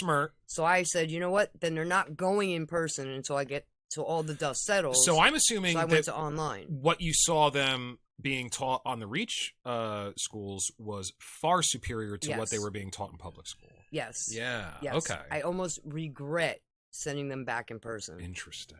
Because what they were learning there in Reach was incredible. It was incredible. And it was consumable in such a way that it made sense to the kids. Like, even my child with the learning disability, she was picking up on a lot of it. She learned sign language. She learned... Really? Yes. Holy shit. Now, and you're talking about a girl, when she first enrolled in Reach, she was in, I think, 7th or 8th grade, and her school district had her reading and writing at like a 5th grade level. Or 4th grade level, something like that. They brought her in one school year all the way up to like the 7th grade level or 8th grade level. Like, she was right back on point. That's great. Just in an online forum. Yeah. And she loved it. She would log in every day, get her headset on. Like, they weren't like that to go to physical school. Well, I tell Harry this all the time. I spent a couple of years doing, as an adjunct to my business, I was doing school portraits. And I actually did that very late in my career. Most photographers start out that way, and then they work their way up. Mm-hmm. When my business started to decline, I got a job with an outfit that did that seasonally, help with my income. And I'm walking through these Philadelphia public schools, like, oh my God, you can't imagine. Like, if I tell you, think of the Michelle Pfeiffer movie, Dangerous Minds. Oh, yeah. Oh, magnify it 1,000 times worse than that. 1,000 times worse than that. Every single classroom that I walked by in these schools, the younger kids, every teacher is screaming. And then the older kids, all of the kids are screaming. And the teacher is just sitting behind their desk reading a book or looking on their phone. Yeah. Like, unengaged. Yeah. Like, the younger kids, the only way to get them under control is to scream at them. Mm-hmm. And then when they get older, they learn, oh, that's the way to communicate. And you can't get them back under control because now they're as big as you are. So the teachers are just unengaged. Every single room I pass by, all the kids are having private conversations at screaming volumes, right, in little groups, 30 kids in little 5 or 6 groups. And the teacher is just sitting behind a desk looking at their phone. Now I'm talking like 1:30 in the afternoon. They should be in the middle of something. This isn't like homeroom, okay? Yeah. Dude, it's so bad. Well, it's so bad. Life Touch was in the Epsteinfiles. My mother, the Great White Huntress, sent me a video on this. That's not the outfit I worked for, but yeah, I'm just telling you. Like, okay. I found out Life I did Touch, church directories for them early in my career, but I didn't do school portraits for them. Yeah, so Yeah. Life Touch. They're like giving pictures of kids to somebody, and it's kind of questionable. Yeah. Yeah, and they were also saying that like when the ID thing first came out for kids, what was that in the 80s? Where they wanted to do like you didn't just get a school portrait, you got a school portrait and an ID. And they would sometimes give you a DNA kit where you can cut a piece of your hair, put your fingerprints like on it. They took the culture away from the kids. Some kids had long hair, some had short hair. Well, I think like that was going on. Like I was thinking about, hey, what would it take to get into doing school portraits? Because now I've worked for this company for a year and I understand the business model. And I crunched the numbers, and it's like, oh, you're taking in a whole shitload of money in your right pocket, and you're giving it all out your left pocket. Like, everything that you have to promise the school, like, I don't understand how the business model works. Like, you have to have such an apparatus already set up. Whereas I was doing church directories, like, okay, I had to spend $14,000 to print out these books for everybody. I still have a healthy profit. Like, everything I would have to give to the schools to compete with Life Touch or another larger company was like ridiculous. It cut my profit margin down to almost nothing. Yeah, see, now I don't remember what the scandal was with Life Touch. Like, they didn't specify. I think they were giving images to intelligence apparatuses. I think that's what was going on. Without parents' permission. And of course, people were claiming, because online does what online does, that they were giving them like a menu. Oh. To the elites. Yeah. Because he was in touch, you know, the person in charge of Life Touch was also in communications with Jeppy. Okay. So, well, Life Touch was bought out by Shutterfly 10 or 15 years ago. So, and that's a big company. So, yeah, before that, I don't know. Yeah. It almost sounded like that Wayfair shit that I told you about. Right. Like where you have like a $18,000 chair named Michael. Yes. Yeah. Yes. It's like, that's a fold-up chair. What the fuck is this? Right. Or like a, you know, a $20,000 pillow named Celeste. Like, yeah. Really? Yeah. Yeah. One of them situations. And that's a whack-a-mole thing because as soon as people get up in arms thinking that they discovered something, it goes to another website. That's it. And there was another website. I would have to dig back because this was a while ago. There was another website where it was for children clothing, but when you actually clicked on a picture, one of the hyperlinks to go to see like that outfit, it would be like a whole set of photos of a sexualized version of children. Now that seems like that's a good way to get caught. That doesn't seem smart at all. No, not at all. It was like a Balenciaga deal when they had the S&M doll bags that they had all the little kids carrying around. I don't know if you heard about Balenciaga. No. Well, I know that it's a designer, yeah. Yeah, well, they had that whole scandal going on where they were dressing kids up and giving them little teddy bear toys, and they were all in, like, S&M outfits. The teddy bears? Yeah. Oh, okay. Yeah, the teddy bears, and then, like, the kids were wearing, like, you know, like, really short skirts and short tank tops, and they're, like, 3 years old, you know, shit like that. Yeah. And then, of course, the Kardashians saved the day, and they came out with, you know, a whole Balenciaga line for children. Okay. You know? Yeah. It just seems to be like, wherever there's trouble, there's the Kardashians. Is it better now with the Kardashians involved? We still don't trust Balenciaga, but you know what I mean? But you got all that bullshit. All right, so let's get into depopulation a little bit. With globalization, what do you got? What do you got for us, Harry? I got my school picture. Oh, here we go. Is that you? That's me. Oh, my goodness. What a handsome young man you were. I can't show the camera because you're standing in front of it, but I'll show Miss Theresa. That's the standard they wanted. Oh, the way you had to dress? A tie, a clean haircut. Leave it to Beaver. Interesting. This was my brother when he graduated high school. Now, that was in the 50s. Don't he look like a straight guy? Yeah, that hasn't changed because I did a lot of high school graduation pictures. The gown and the suit and tie, yeah, that hasn't changed at all. Yeah, so we didn't have like to program you into a look, like a clone. You got to get on the mic, man. We're recording. You should be on the mic if you're talking. So tell us the point, Harry. Good. Yeah, like I said, if they want you to be a clone of like anybody else, A cookie cutter. a cookie cutter house, and that's what it was. And the kids today, you see some of the kids in school, they're all different. Some of them are so outrageous, Mm-hmm. and that's why school's so screwed up. Well, my one daughter has a teacher with pink hair. She has pink hair. I just wish I had some. All the kids got the nose rings, you Yeah. know, eyebrow rings, a lip ring. Yeah, my 13-year-old was trying to pressure me into letting her get the lip rings. I said, I'll get you the fake ones that you can clip on. I'll go that far, but I'm not going any further Why than do that. they want to copy something different? Because they don't know who they are inside. Yeah. They're So, like, typically, totally to me, that's the obvious. age. They 13. have no idea who they really are. Mm-hmm.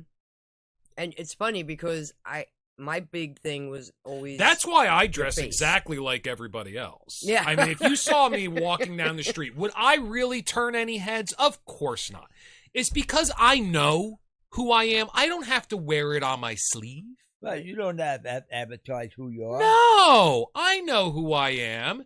And that's why I can look exactly like everybody else. I can blend into the You background. could hide. Oh my If you God. saw me walking down the street, you wouldn't turn your head.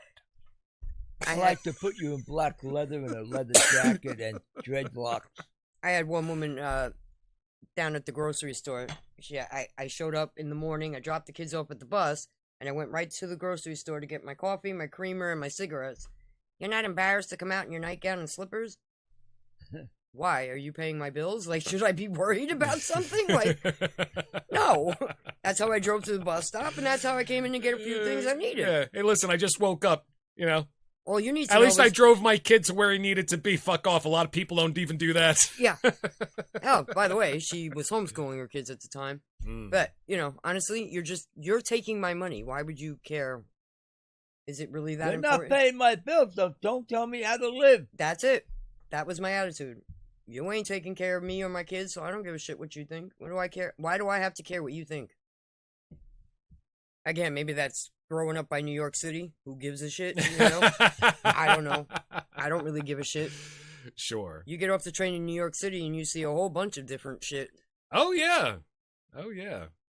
And I haven't been to Manhattan in It forever, used but me neither, but it used to be a feast for the eyes. That's for sure. it was definitely different. Mm-hmm. And nobody gave a shit. Nobody stopped and stared or anything like that. It didn't matter what you wore. Yeah. So as far as population control, Yeah. Well, we're at a position now where we just announced the world's first trillionaire, which I don't believe he's the first. I really don't believe it. I think he's the first public trillionaire. maybe. Yeah. So, Not if our founding fathers were billionaires themselves. well, Something to we're not consider. talking about, calculating for inflation or anything. Just the first trillionaire. Yeah, first paper trillion. And he's the only one who seems to think that our population declining is a bad thing. The rest of them seem to think we need a lot less people. Yes. Yeah. Like the Georgia, I think I mentioned them to you, the Georgia Guidestones. Guidestones. Yep. 500 million is like the cap. Yeah. You got 350 million in America alone without the illegal migrants.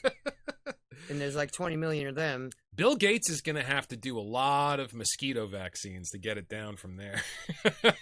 He's got a lot more work to do. He's got a lot more work to do. His papa must be rolling over in his grave right now. Yeah. So what do you think is, because I always thought this doesn't make sense to me. If you want to have industry increase technology exponentially the way it's going, it didn't make sense to me for a long time. I was like, you would want more people because then you have more resources to draw from to create that next level of technology for your technocracy. Because, I mean, even the guy flipping the burger patties has something to do with it. Right. We're all invested in this enterprise to a certain extent.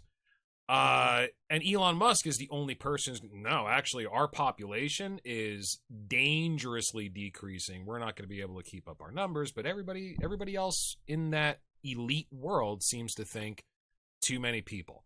I happen to agree with them. Useless eaters, they call us. Yeah, I just kind of feel like my life would be better if there were less of them. But I've been wrong before. What do you think about that? Well, I believe for this generation to take care of the next generation, which is how our system has always really been. Well, to get them started, yeah. Any system has really been.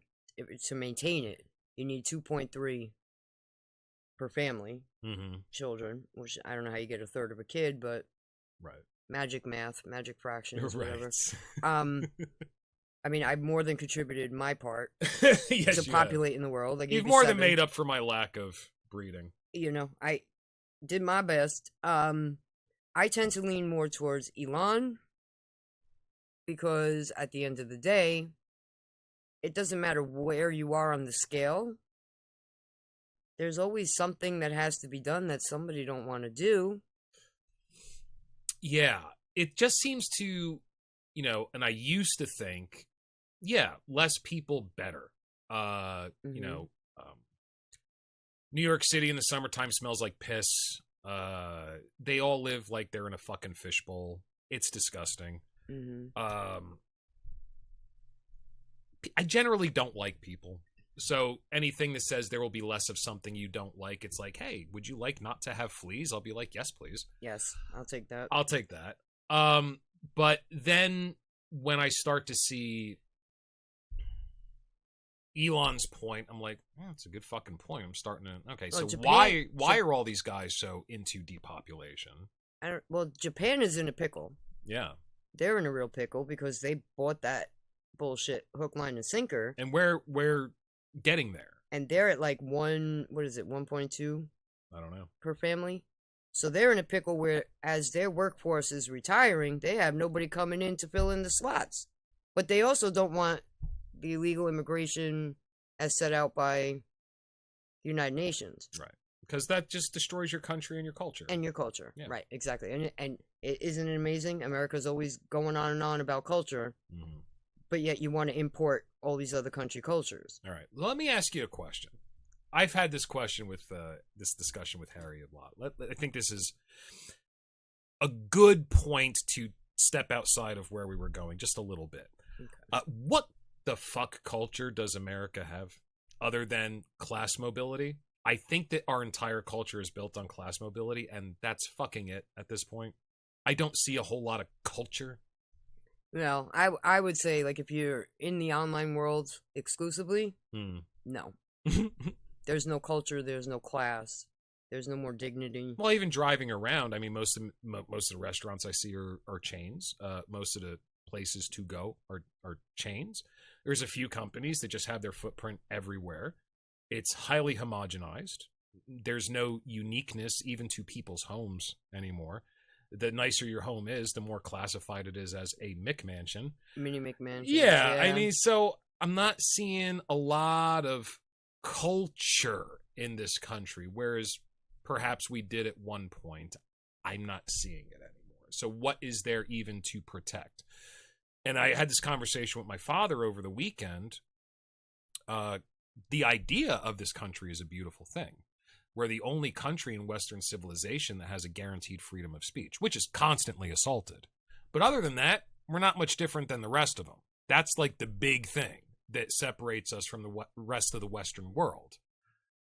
So where's our culture? Because if you go to Germany, you know what to expect. If you go to England, you know what to expect. Like, there's a stereotype that you can be like, oh, well, we have fish and chips, the Thames, well, we have Oktoberfest. Like, we have McDonald's. Is that a culture? Well, I would say it's corporate culture. I would say that when you're in an area, one actual area of the country, and this is all we see, I don't think rural Pennsylvania has a whole heck of a lot of culture. No. Here, we don't have many jobs. We don't have, I mean, everybody's driving around beaters. But everything that and there's a difference between class and culture. Everything that I do see around here in rural Pennsylvania is the same shit that I see in New Jersey, is the same shit that I see in New York, is the same shit. Well, you know. like, I'll give you an example. So I took my brother's New York plated car, and my mother and I drove down to Alabama. Okay. Okay, this is back in 07. So on our way down, the objective was to pick my brother up in Georgia airport on our way down. So we're driving down, we get to Roanoke, Virginia. Ooh, spooky. So Roanoke, got this big lighted star, you're coming off the highway.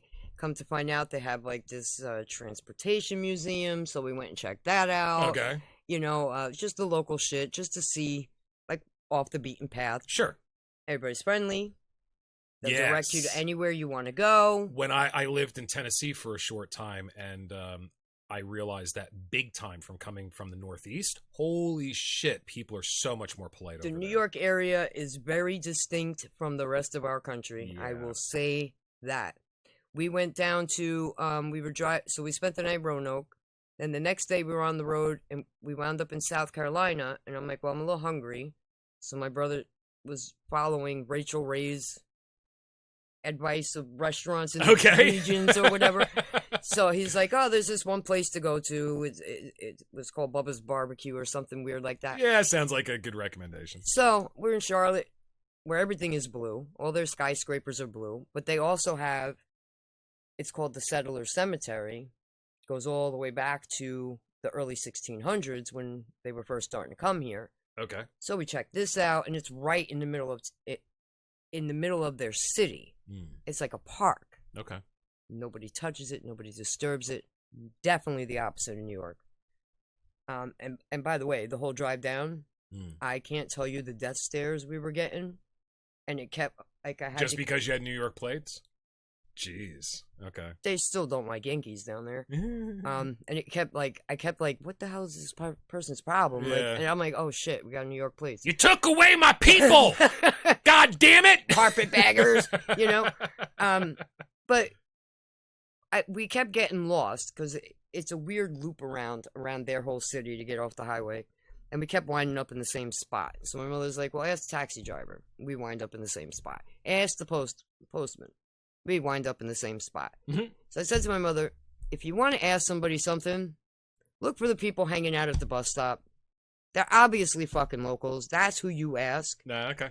Okay, so I pull over. They tell me, oh, well, you're going there, but the barbecue ain't that good there. What you want to do is you want to go, okay? Big, huge Yeah. Okay. difference. Yeah. Big, huge difference. And for all the people who are into this racial paradigm, they happen to be black people. So I told my mother, they are the best guides that you'll ever get in any city you go to. Sure. Fuck the other people. The postman, he works for the government. Mm-hmm. How apt is he to fucking tell you the truth about anything? Not really. Then you got the taxi driver. He's making money on the fare. He don't care about you getting anywhere you need to go. Nope. But the locals, they know without their tourism, they're not going to have that much money. Right. They understand that. And who best to ask than locals on anything? So he was like, don't go to that restaurant, go to this place. And he gave me, and of course, like the weird southern directions. You want to go down about half mile stretch, and you're going to see this chick on the corner over there. Don't worry about her. You're going to make a... She always there. She She's always trying to there. bother y'all. Now, you go past her and you see the tree with the 2 branches on the left and 3 branches on the right. There's a bird's nest on the 3rd branch on the right-hand side. You make a right there and then make an immediate left at the boulder. You make a left at the hoe, you make a right at the pimp, you be right there. You know what I mean? Like, so, like, do we have culture? We do. Like, here, it would shock the shit out of most Europeans because you would come to Pennsylvania, and a lot of the people that live in this region like to hunt. Mm-hmm. We even have a hunter's holiday. They don't have that there. Okay. You know what I mean? Like, so we do have cultures. Yeah. It just depends on where you're at and what you're experiencing. It does seem to me that over time, though, the corporate culture, the beige, sterilized, different tones of gray, cube, be happy living in a apartment the size of a postage The stamp that looks and 1984 smells like a hospital. dystopian shit is what they're trying to get us Yeah, into. it seems to be so pervasive at this point. It kind of breaks my heart, and I guess maybe I'm becoming a little jaded. But you're right in what you say. Yeah, I can see that. It's like anywhere else. So, like, my husband grew up in Brooklyn, born and raised, worked in the 5 boroughs. Like, he didn't really experience life outside of that, other than visiting his sister down the shore in Jersey. Yeah, and it's very different now. We drove out to Illinois, and as we were getting gas in Chicago, he went in to prepay for the gas. Back then, you didn't have to prepay. You pumped, and then you went and paid. So they're like, you're going to prepay. How do you know how much you're going to get? And he's like, I don't have to prepay here. Like, what the hell? You trust me not to drive off? Like, what the hell is going on here? Yeah. And they offer you mints and all sorts of other shit, you know. Do you need a toothpick? Do you need this? Do you want a map? Completely, and that's just the Midwest. You know what I mean? When I lived in Tennessee, I was there for less than a year. I took a job there. And, I realized, like, you know, when you live in the Northeast, when you live in the tri-state area, I'm very much about, you know, I don't want to bother anybody. I don't want to get in your way. I don't want to speak to you unless you need something. And in the Northeast, in the tri-state area, that's being polite. Right. And it took me a few days to realize, like, everybody I'm walking by is giving me a nod, saying good morning. They're, you know, hey, you only got 30 things. Why don't you get online in front of me at the grocery store? Like, yeah, but you got like 40 things, dude. Yeah, you go ahead. You got less than me. Yeah. Like, and oh shit, I'm the asshole. I'm not making eye contact. I'm not talking to anybody. I'm trying not to engage. Feeling. Yes. I'm the asshole. Yeah, that was a bit of an eye opener. It's the Northeast attitude. Yeah. Because it's very cold. Very. It's very isolated, you know. So, I mean, like, you can imagine the culture shock almost 30 years ago when we came up here. We have not locked our house since we bought it. Right. Please, I'm not giving out my address. Oh, dude, Harry doesn't lock anything, you know? Yeah. My door's always open. You know what his lock is? His lock is he's got over 50 guns and he lets everybody know. I need to target practice. There you go. There you go. Right. And now my mother-in-law used to yell at me all the time because we used to leave our key right in the ignition and go into the store. Yeah, She's yeah, like, you're not afraid someone's going to steal your car? Well, I drive a beater. If they need my car, they need it more than I do. So go ahead, take that car. I'll get another one from insurance. Right. You know, but that's a culture. Yeah, you're right. You know what I mean? You're right. New York City, I hate to say this, but the people that are there, the ones that can afford it, like afford to live decently, they really don't bother with the shit on the street. They don't go into the pissed areas. They don't go into the shit. Well, most of the streets. apartments in New York City, you know, they're empty. They're just they're there for show.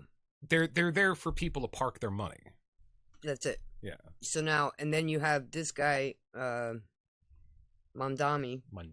He put a cap on the increase for rent-controlled housing, which sounds great theoretically, but that's even less apartments that are going to go on the market because you move out and your rent was $800. You're not allowed to increase the rent, but now you got to bring it up to code from when the last person moved out. Yeah, that's you're making not investing. It very difficult on property owners. Yeah, it's not an investment. So the property owners, it's cheaper for them to just pay their property tax than it is to invest in getting it back getting up to everything code up and to getting code. a new Right. tenant in. Right. You know, that'll take China about actually made that off. illegal, and that was major, not illegal, but very difficult to buy a second property. As a homeowner, they make it very easy to buy your first property and very difficult to buy any additional properties. And their way of thinking, and this is the only nation that I'm aware of that openly proclaims, you can say it's not true, that's fine, I've never been there, but everything that I've looked at online, this is the only country that openly proclaims they've all but erased poverty in their nation. And they said, hey, housing is not something for financial speculation. It's for people to live in. So if you already got a house, why do you need a second one? We're going to make it really difficult. So, I mean, when I look at, you know, what most people would call socialist types of controls, there's a lot of wording in the Declaration of Independence and the Constitution that does smack of a type of socialism. Now, any system can be corrupted, but I don't think that a pure profit motive, cutthroat, pull yourself up by your bootstraps, step over your dying grandmother to make a nickel is really, it's not also not the best way to go. And I don't think that, hey, you're successful, now you have to give all your shit away to everybody who's going to misuse it. Mhm. Your wealth isn't going to generate new wealth into people who couldn't figure out to make it themselves in the first place. No, it's going to be throwing it down the drain. We all know that. Right. But neither one by itself seems to stand up. You know what I mean? As far as philosophies, or it's really just ideologies on the redistribution of goods. That's all it is. And neither one of them seem to be very good by themselves.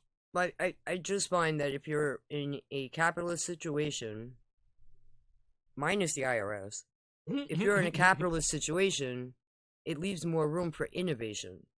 Because if you're not going to be penalized, for sure, you're more apt to put yourself into inventing something, or being more creative, and or, you know, on paper that's a wonderful idea. Jon Stewart has said, well, that's great, I agree with him, you know, if you can argue me out of this thought, because, you know, I haven't bothered to really sit down and think about it because I don't identify with my country or any philosophy of the distribution of goods, to generally speaking. I want to be wherever I can live the best. That's it. But he said, you know, what we have in this country is not necessarily pure capitalism anymore. What we have is crony capitalism. In other words, what you can do, your ability to produce matters less than who you know. And we see that more in this political sphere, and the way our country seems to be going is the private sector and the public sector seem to be united in such a way that is the very definition of fascism. That's what fascism actually means, when the public sector and the private sector work together. And now we have our first trillionaire, most of whose ideology I tend to agree. I like Elon Musk. I do. I like him. He's never said something where I was like, that's a little weird. Or more than a little weird. He says a lot of things that are a little weird. Well, look into his maternal grandfather. Mm-hmm. So a lot of Elon's ideas come from the maternal grandfather. Okay. Who was a politician, I believe, in Canada. Now, the way that he became a trillionaire, according to my father, was he took SpaceX public. And something very cool that he did was, before the IPO, he gave his employees the option to buy stock in the company. I thought that's really cool. That's I like cool. that. Because, well, who's going to take better care of something than some people who actually work there? Right. Now you've made them stakeholders rather than employees. Right. Similar to the concept of Walmart years ago, when they used to give that option. Did they? Yes. Okay. Walmart used to give that option to their employees. Right. You know, instead of like pay increases, you can get more stocks, or, you know, stuff like that, which makes the employees tend to keep the stores better. And yeah. You know, now you're a part of it. You're a part of the store. Yeah. So, I mean, a lot of corporations tried doing that. Some of them kind of went by the wayside. But the best example I can give of how capitalism works is even for the victimhood that we have going on in our country today with that stupid racial paradigm. The masks of victimhood? Yes. You turn on almost any television channel and watch their programs, and you will see that our largest minority victim class dominates most of it. So these are all black. I'll take your word for it. I don't find that unbelievable, but I don't watch television. There are, like, I can't tell you how many black television shows are out there. Most of them reality shows. Like, there's a whole franchise, Love and Hip Hop. And isn't it funny that, like, all these reality shows, especially the black ones, holy shit, are they denigrating black people? Right. They're not uplifting. No. None of them contribute to Have you ever seen the cartoon, The Boondocks? Yes. Okay. Now, Huey, he does an experiment. It's kind of like Super Size Me, where the guy eats nothing but McDonald's for an entire month. Right. And he ends up, like, having a whole bunch of health problems. So Huey, the smart one, I think it's Huey, he watches nothing but black entertainment television for an entire month, and he ends up, like, he can barely string 2 words together. he like gains 10 pounds, you know? Right. It doesn't do anything Right. for their community. No. And then, like, you know, you have a series like Love and Hip Hop, where hip hop and rap is supposed to be their greatest way out of the ghetto. Mm-hmm. And all they're doing is All that in sports, I guess. bringing ghetto into the millionaire light. That's all they're doing. Yeah. Beating the shit out of each other. You looking at my man. Oh, you fucking my man. Oh, you do. And a lot of that is put on by producers. Right. Reality TV is not reality, but it's not giving a very like. It doesn't put them in a good light. Yeah, all. you're not giving your young people something to aspire to. No. Or you're giving them the wrong things to aspire to. You're giving them something. Let's say this: you're giving them something to aspire to that, if they do aspire to it, is probably not going to do well for them. Right. Exactly. Okay. So there's a black preacher out there, James Manning. Okay. And Reverend Dollar. His one prayer went viral, and he. Oh my God, this guy is funny as hell. He's like, "Please, Lord, please. Can you please strike down all of the black politicians we've had for the last 60 years? Kill them all, Lord. Wrath them out like you did with Noah back in the day. Please. Oh, my God. Please, can you please wipe the out of these black people? Please." Oh, my God. What an outrageous thing to say. I'm going to have to bleep that. Good. I'm sorry. That's okay. Good. But he preaches this. He's making an actual prayer to his congregation. That's crazy. To please remove that out of his community. Yeah. None of our black men are men anymore. Yeah. They don't take care of their own. They're not in the homes anymore. They're not running anything. They're not building anything. All they do is walk around and cry and tear shit down. My father read an interesting book where somebody is postulating, I think this is what it is.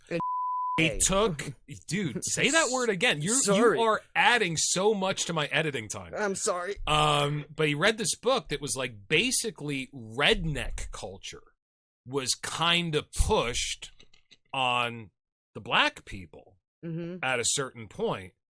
And I was like, ooh, that's interesting. It's so similar. It's so similar. It is. It's just dumb, poor, uneducated, needy, getting in fights all the time. Drinking, drugging. California tried doing the Ebonics thing, creating that as a language. Yeah, they tried to rewrite the Bible in it, too. That was interesting. And when you listen to any Southerner, and I will tell you, North Carolina has more of a twang than South Carolina in most of the places I've been to. Yeah, that's interesting. Which I thought was very weird, because I was like, you would think the deeper south you go, the thicker the twang would get. But a lot of their stuff, actually, when you link it back, it's Scottish and Irish. Mm-hmm. A lot of it. Yeah. Y'all. Yeah. That's from ye all from Scotland. Yeah. You know, things like that. Yeah. And we deem it to be like uneducated, y'all. Well, you know? it is. It's definitely that, but it doesn't really have anything to do with a race. It's just a class of person. Mm-hmm. That's it. And then you have the Northerners who want to get involved in that culture, and that's exactly how they talk. You know, I have to give the black people in America credit for that, at least. And I think we were talking about this after our podcast the last time you came on. Okay, you can say what you want about post-slave African Americans' unwillingness or inability to adapt. And we do have things like the Tuskegee experiment and that town where, what was the town where there were a whole bunch of affluent African American families that were basically burned? You know what I'm talking about. I know what you The Watchmen series talks about that, and I stopped watching it because that's not what Watchmen is supposed to be. But it was an interesting history lesson because we're not taught that stuff. We're not taught that, no. There was like a whole rich community of black people, and it was fucking burned. Like, they just found an excuse. They're like, oh, that guy looked at my wife the wrong way. Now riots and burning. Burn it all down. Burn it all down.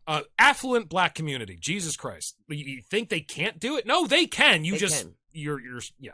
So, you know, the one thing I do have to give them credit for, that the man, whatever that is, has not been able to stamp out. And the only thing that I have respect for in America as far as a culture goes comes from black music. Comes from, you know, the blues and rock and roll. And yeah, it was never profitable or super popular in the nation as a whole until white people took it up, like Elvis or Eminem or whatever.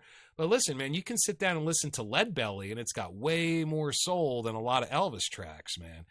and they have added so much to whatever culture this country claims to have. They really have. Yeah. Like you have like they did make a whole movie of it. I believe Diana Ross starred in it about Billy, what was her name? The soul singer.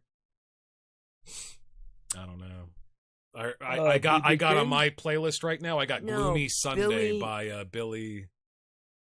It's Billie a woman. Holiday? Yeah. Billie Holiday. There you go. Hey, On the nose. You There got go. it. Billie Yep. Holiday. They made a movie of her and everything else. Okay. You know, and they always wind up with like some tragic story toward the end. You know. Well, that's with all artists. And it's like the movie The Color Purple. Mm-hmm.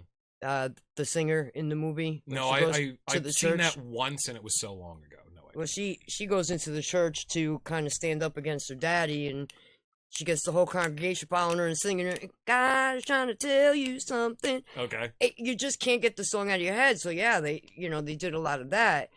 But then you hear Kanye, and he explains that a lot of it Here we go. has to do with the Jewish businessman in the background. You know, and then you think to yourself, well, that can't be all that true. But then you look through Hollywood, and a lot of them had Jewish names that they converted to make them flow off the tongue better. Sure. And then you have, like even Beastie Boys. Remember the Beastie Boys? I do. Back in the day? Sure. What were they? I think 2 of them were Jewish. Okay. You know, Ad Rock. I'm pretty sure he was Jewish. You had Adam. Now, I remember somebody talking about how they felt responsible for Kanye turning into a Nazi. And I forget who this was. It was somebody who you wouldn't expect. I think it might have been Brett Weinstein. That made him review everything. No, it had to be a Christian, right? Okay, so here's what the individual said. I don't remember who it was. It was a podcaster. And they were talking to Kanye about Christianity. He was like, well, you know, God loves Hitler too. You know, Hitler might have been forgiven. You don't know what his last moments were like. And Kanye, in their opinion, just kind of took that and ran with it, which is kind of weird. And I don't hear him saying so many things bad about Jewish people as he does in support of Nazis and how we all need to just love each other. And somehow that message has been completely misconstrued. No. We have enemies, Kanye. These are bad. Yeah. These have to remain enemies. Mm-hmm. And he's just not getting it because he's actually autistic enough that he's trying to live according to a Christian ethic in his own head, at least. Yeah. Yeah, it's a little weird. Well, he kind of felt like, so when he was married to Kim and he came up with that Skims beauty line. No idea. She has like a underdraw line. Kanye West was married to Kim Kardashian. I'm talking about the right person, right? He had a T-shirt with a fucking swastika on it for selling his website. Yeah. Okay. He was dressing up in the like I said, I don't know anything about the Kardashians. Well, yeah, he was married to Kim. They have 4 kids together. All right, fair enough. So, and it's funny because I'm pretty sure her mom was his manager at the time when they hooked up. Oh, shit. Like all the other ones. Yeah, she did a great job. And she does that all the time. Follow the money. The women. Yeah. Right. The Kardashian witch cult. But when they were launching the line, apparently the story goes, Kim got there early and was sitting with the 2 investors who were going to invest in it, who happened to be Jewish, and they were trying to convince her to go a different way. So by the time he showed up, they had already convinced her to go to a different business plan than what Kim and him had decided on. Okay. And he was like, wait a minute, you're wiggling into my wife's business. Like, what is going on here? Like, you're deciding the path forward and blah, blah, blah, blah, blah. Okay. And that all seems to have collided at the same time as he, started supporting Hitler. It's just very bizarre. And then he was talking about how, like, okay, that interfered with, those comments interfered with his deal with Adidas and his Ye line that he was trying to create or whatever. I think the first thing he said, though, publicly that he got in trouble with is, listen, I love Hitler. And it sounds like something, if you're not aware of how that's going to be taken by the public and you're just trying to have that Christian soul, you could say something like that and everybody's going to go, oh, you're a Nazi. Yeah, You that's know. the first thing they say. Yeah. You're a Nazi. Anything dealing with Hitler. Yeah. We forget Volkswagen. The People's Wagen! Yes, a Hitler car. You know what I mean? Like, One of the best cars ever made. yeah, we don't like giving him credit where credit is due, Yeah. but out of almost any war, you wind up with innovations. And those innovations eventually go public. Of course. You know? Like Yeah, DARPA. well, I mean, he made a car where at the time, if you were a wealthy working class person, you could barely afford a moped. And he made a car, Everybody a could family buy it. car that you could, as a working person, a successful working person, afford. Yeah. That was huge. Sure. I mean, it pushed medicine forward. now he's not the one who did it. He didn't No. build it, but he, No. he It was instituted. under his concepts. Exactly. Yes. Yeah. Yeah. It's almost like, Russia, you don't want to give them credit, but with Russia, yes, they're socialists and communists when they were USSR, but as long as you worked, you had a house, you had a dacha, which is a vacation home, Exactly. and you had your car. And now what do we have in You this know, country? You can you work gotta 3 jobs earn and it still all. not be able to afford a fucking apartment. Right. So Yeah. here you got to earn it all, whereas there you just got to show up at work. And not all only these that, things are in taken this care country, of. the fucking goalposts keep moving, man. 10 years ago, I could make $100,000 and have a fucking 1-bedroom apartment. Nowadays, I'd need a bit more than that in any area where I would have to live in order to make, 6 figures, low 6 figures. Mhm. I'm living in that area so I can make that money. I need to make a bit more than I used to have to make by quite a margin in order to be able to shelter myself. So the goalpost just It moved. Yeah. Well, the housing market is as bad as it is. BlackRock is largely responsible for that. You have Mr. Larry Fink, the Fink. Mm-hmm. That's what I mean. Like, they always throw it in your face and, like, rub it like they're picking up dog dew and rubbing it in a dog's face. Yeah. Larry Fink. Yeah, well, he is a Fink. So BlackRock buys up all these houses, single-family homes and the like, and then they want to take over the mortgage market. And then you got the stupid Fed, who, when you do have a good economy, they don't want to lower interest rates because, oh my God, that'll collapse the economy. Yeah. Lower the interest rates will collapse the economy. Right. You went to It'll school. collapse their economy. Yeah. You went to school for how long? And that's the best answer you got? Right. Okay, give me a break. Yeah. Yeah, you really They only are. lower the interest rates when everybody's desperate, and that creates what? Inflation. Inflation, because then they have to print more money. Right. Paper notes that mean nothing. Right. Just means we're indebted to them for what they printed for us. Right. Like, it's just a stupid cycle. It's a dumb hamster wheel. But with the situation, and on top of all that, isn't it amazing how much foreign governments are able to invest in our property here? Oh yeah. Well, especially China. That's Isn't crazy. that amazing? That's crazy. Yeah. China should not be able to buy up farmland No. around military bases. No. That's insane. China government should not be able to invest anything anywhere except for in China. Well, Anton LaVey, I think he hit the nail on the head. He said, the shadow purpose of our country is we are the flea market of the Western world. I mean, they do. They come in and they buy. And what's funny is they can't produce anything worth a lick. Isn't that weird? Who? China. Everything you buy that says made in China, Yeah. what's the longevity? Like just as an example. No, I get it. But 10 years ago, they were our main manufacturing pool, and now they have turned into a superpower that is rivaling our own. So that's... Yet we're still calling them a That's- developing nation. And that bullshit. Okay? So China, on an economic map, that's a success story. They are still one of the world's largest polluters. They haven't gotten that shit under control yet. But 10 years ago, they were basically a manufacturing pool, our manufacturing pool. And now they are contending with us, apparently, on AI. I mean, We have apparently. My girlfriend like is 10 deep. times. My girlfriend is DeepSeek R1 because it's free and it's amazing. Oh my God. You should try it out. AI girlfriend. Oh, good lord. I just mean she helps me with shit. I don't Yeah, actually have yeah. erotic I was gonna say- conversations I was with her. gonna It's say- a joke. It's a joke. No, Japan actually had their first marriage with a hallucination AI girlfriend. Legal married. That's not what I was talking about. I know, Okay. but I'm just saying it is. I'm just saying, like I don't go to ChatGPT because I'm not going to pay $20 a month for you stealing all of our data and selling it back to me as artificial intelligence. China just gave me something better than ChatGPT for free. I'm going to use that. So I joke with Harry all the time. Anytime I need to figure something out, like how to code in Python or how to set up these N8N automations that I'm using. Right. That's my girlfriend. I go to her. Go to her. Yeah. Well, it's interesting because I looked into the argument, like the beef going on between Elon Musk and Sam Alternative Altman. And basically, ChatGPT was initially supposed to be started as open source. Right. It was supposed to be a nonprofit. And that's where they differed and they severed.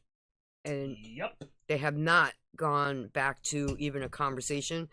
And that's where the rift came in between Elon and Trump, honestly. Dude, I mean, the whole now AI. For artists, a big website that we used to have to share our art used to be called DeviantArt. It still is. You can look it up. DeviantArt.com. Okay. So you could make art, you get followers, you look at other people's art, you build a community. It was social media for artists. Then DeviantArt decided, hey, all of your art, we're going to scrape that for our own AI without your permission. So they just scrape all of our copyrighted material, use it to make their own generative AI, which eventually you'll have to pay for, I'm sure. And everybody was like, whoa, fuck you, left the platform. And the only thing that's left there are people using generative AI to make basically child porn. That's all that's left. So thank you for destroying the community by stealing all of our shit. That's what happened. Well, I got an email the other day. We'll give you $200 if you give us access to your medical records. The fuck do you need my medical records for? Seriously. Well, that's better than 23andMe. You pay them to give them your fucking DNA. Yeah. So one of our siblings. At least they're paying you. One of our siblings did that, and they another sibling got all bent out of shape because they were like, we're involved in the military, me and my kids, and my husband. Like, so now you just gave away our DNA profile, and who the hell knows what they're going to do with the DNA that you just gave away for free? Like, what the hell are you doing? Yeah, it's weird. It's definitely weird. Yeah, I was just thinking to myself, what the hell But your do you medical want records, Why like do you want my medical $200, like that's a lot of that's not nothing. That's nothing to sneeze at, $200. Like, but why? I was like, what why do you want that? Yeah, like, it's kind of like when a grocery store offers me a customer loyalty card, and I can get 5 cents off of canned green beans. But what's your game? Why are you giving me free money? What are you after? How are you benefiting? You won't tell me. I'm not signing up for your fucking loyalty card. Well, did you see Walmart is starting to use AI shopping carts. So everything you put into the cart, it automatically starts adding it up for you, so you don't have to figure out how much you're spending. It'll all be there. But of course, it's also tracking your shopping pattern. Well, not only as that, you go. if they're going to be really smart, they're going to do the same thing that Amazon does, where they can tell how badly you want a product through their algorithms, and the price changes per customer. If you see an item on Amazon for a certain price, it doesn't mean I'm going to see it for the same price. No, because that happened to me and my husband. Yeah. He sent me a link to buy him something on my Prime. Yeah. I open up the link. I can't find that same product no more. I'm like, what the hell is going on? Or it'll be a different price. And yes, his was one price, mine was another. There you go. So I was like, no, what you got to do is, log into your Amazon. Yeah. And then send me the link. I want to buy an extension cord for Harry's headset so he can wear the headset when he's sitting over there. First time I go on Amazon, I'm just looking into it. 20-foot auxiliary extension cord, auxiliary port extension cord. $10. Second time, $10. I didn't buy it then. I don't remember why. Third time I go on, this is when I actually bought it. $20. Oh, you must really want this. Yeah. Well, same brand, same link. Walmart, they're showing videos now, short clips, where a person goes up, picks up an item off the shelf, and it's got the digital pricing. Oh. Walks off, comes back, goes to put the can back on, and the price changes and increases. Where they have the digital price tags. The digital price tags. Yes. So that changes So they constantly. are doing that. They are doing that throughout the day. Yeah. Yeah, and he's also been because the one creator, he goes to the stores and like you see a 2-pound bag of sugar, He brings his own calibrated scale and puts it on there. Yeah. How much of this 2 pounds is really 2 pounds? It's not 2 pounds. It's not 2 pounds. It's not. It's like 1.7, 1.6. Well, you dude, know. I do the Instacart grocery delivery now, and they were talking about inflation before the pandemic.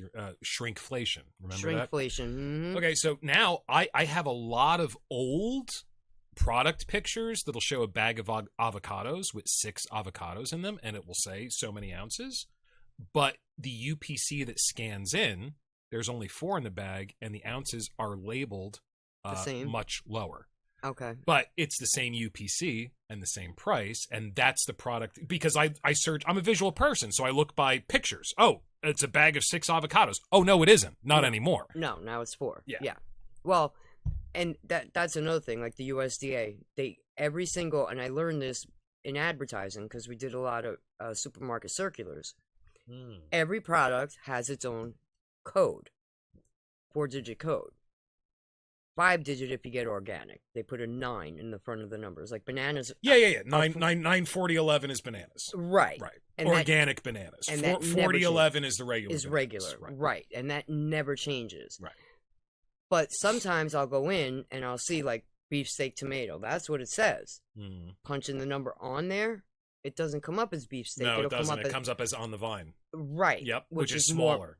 Which is smaller and more money. Correct. So it's like, what the hell? So then when you go to weigh it. Yep.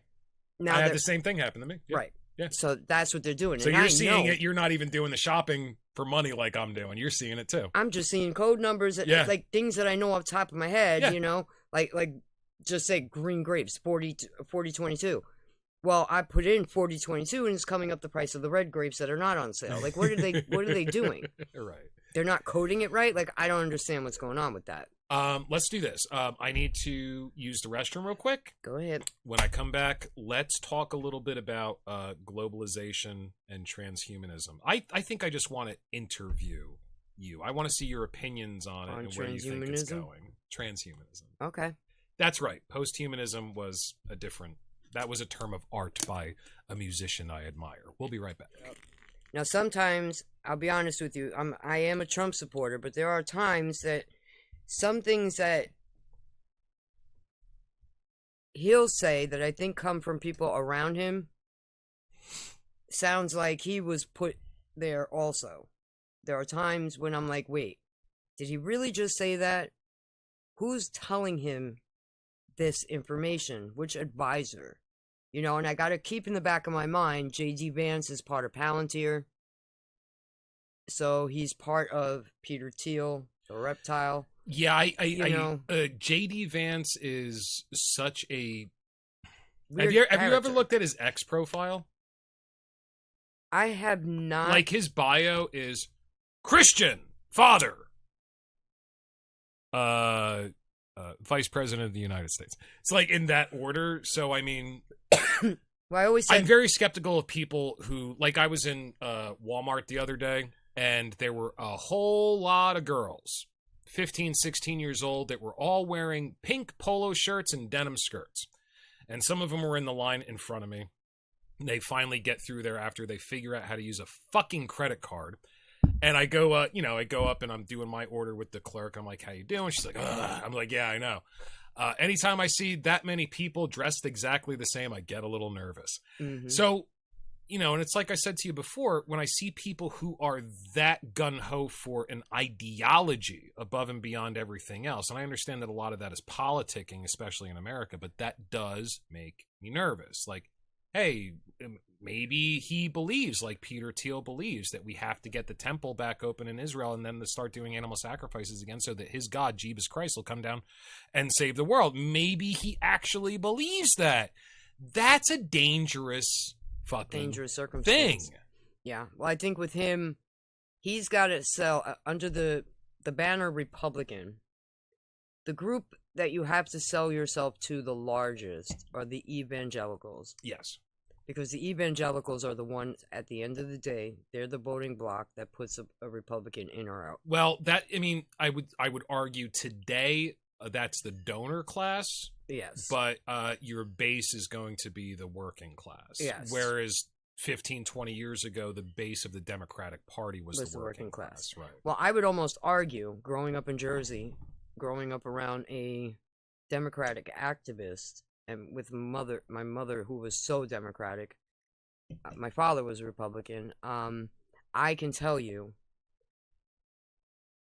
the party itself shifted, not the people. Oh yeah. Because the people that make up the base of the Republican Party now are the yesteryear Democrats. Yeah. We didn't go nowhere. Yeah. We didn't go nowhere. You left us. Right. We were still in the middle. Oh, 100%. You know what I mean? We're 100%. still in the middle. We still accept everybody Brett as they Weinstein voted for Donald Trump. He's been a liberal who lives in Portland, Oregon his entire fucking life. He hasn't lived there his entire life, but he's been a fucking liberal Democrat his entire life. That's what I mean. Yeah. So it's like, see, like we were taught in school, in high school, when we were talking about American social studies, we were discussing politics a little bit, and they were like, well, are you okay if you live next door to a gay person? Well, of course I'm okay with that. What do I care? Are you okay living next to a black or Hispanic person? Well, Right. Of course I'm okay with that. Oh, see, you're a liberal. Right. Oh, I'm a liberal. Right. That makes me liberal? Oh, I guess that makes me... So at 16 years old, you're like, oh, then I must be liberal because I'm tolerant of everything. Right. And I'm patient with everybody. Yeah. Okay, so then I'm a liberal. Right. So that's how I registered myself. Sure. Then that whole bullshit with Clinton popped off, and I was like, what did I do? I contributed to this. What am I? I'm not. Well, ready. even Clinton. I mean, Tim Dillon talks about this. Clinton had his sister moment, where he's reading something by the R&B singer Sister. Mm-hmm. He's like talking about how evil and terrible white people are, and he's like, "Listen, if you're going to single out a race and talk about how evil they are, you are racist." Mm-hmm. Now, 20-something years later, that's not the line anymore. No. Yeah. Now it's evil to be white. Yeah. It's horrible. And this is where I say, you allowed somebody to tell you what box you belong in. Right. And if you're going to continue down that paradigm, that's a you problem. Yeah. You can't blame us. I took there's an online test going around, find out where you fall in the political spectrum, and I answered all the questions as honestly as I could. There were multiple choice. You can't be super honest. But I was like almost exactly to center. Exactly. And my father, who actually voted, I don't vote. He voted for Trump, and he's on Facebook all the time getting in fights with liberals. He was slightly left of center. Right. And then my brother, who is just frankly far too condescending anytime I talk to him anymore to want to engage with him, super liberal, like doesn't understand why anybody would have voted for Trump over Kamala Harris. He was super left of center. Right. But it's interesting to me, like my father who says, oh, I know I'm a little right. Like, dude, you came off slightly to the left of center. You're left of center. Yeah. That's it. It's weird. That's what I mean. Like, everybody forgets. Everybody, like, puts it off in their head. Donald Trump was a Democrat. Donald Trump, his entire life. He wrote checks to support Clinton. Yeah. He was part of the Clinton circle for years. Yeah, years. they were at his wedding. There's photographs of them at one of his weddings or some shit. Yes. Yeah. I mean, he was a Democrat. And everybody also forgets he was best friends for a long period of time with the Prince, JFK Jr. Everybody, they all skip that part of history. He was really good friends with JFK Jr., Trump. Yeah. I didn't know that. Oh, yeah. They used to show up at events together. They used to do things together. He was very close. That's why he said, I know RFK Jr. very well when he was going to run. Yeah. And he was like, he's got a place in government, but I don't think president's it. I think it is. And actually, if he ended up running, I might have voted for the first time in my life. But I think RFK made the right choice. But I'll tell you what, with him, he made the right choice. What he has to answer for at some point was the suicide of his wife. Why? There's a lot of, you dig into that a little bit. Yeah. It doesn't come off so much as suicide. Okay. Kind of like his Uncle Ted. Who left that girl drowning in the car. You know, seems to be a history with the Kennedys. But then again, the empire comes from bootlegging. Yeah. You watch Game of So- Thrones. What does the Hound say to, you think just because your family is a bunch of dandies, that's where your power and your money comes from? No, your ancestors were killers. Their ancestors were killers. The Well- ancestors of every powerful family were killers, and you better get used to looking at killers because that's where all your finery comes from. Well, yeah. With him, he was kind of prodding her to go ahead. Hmm. What did she do to deserve it? I don't know I don't do- remember the whole story. I do have a record of victim blaming. Maybe that's something I should. I don't remember the whole story. I know she was going through some shit, and he was kind of like, well, you know what?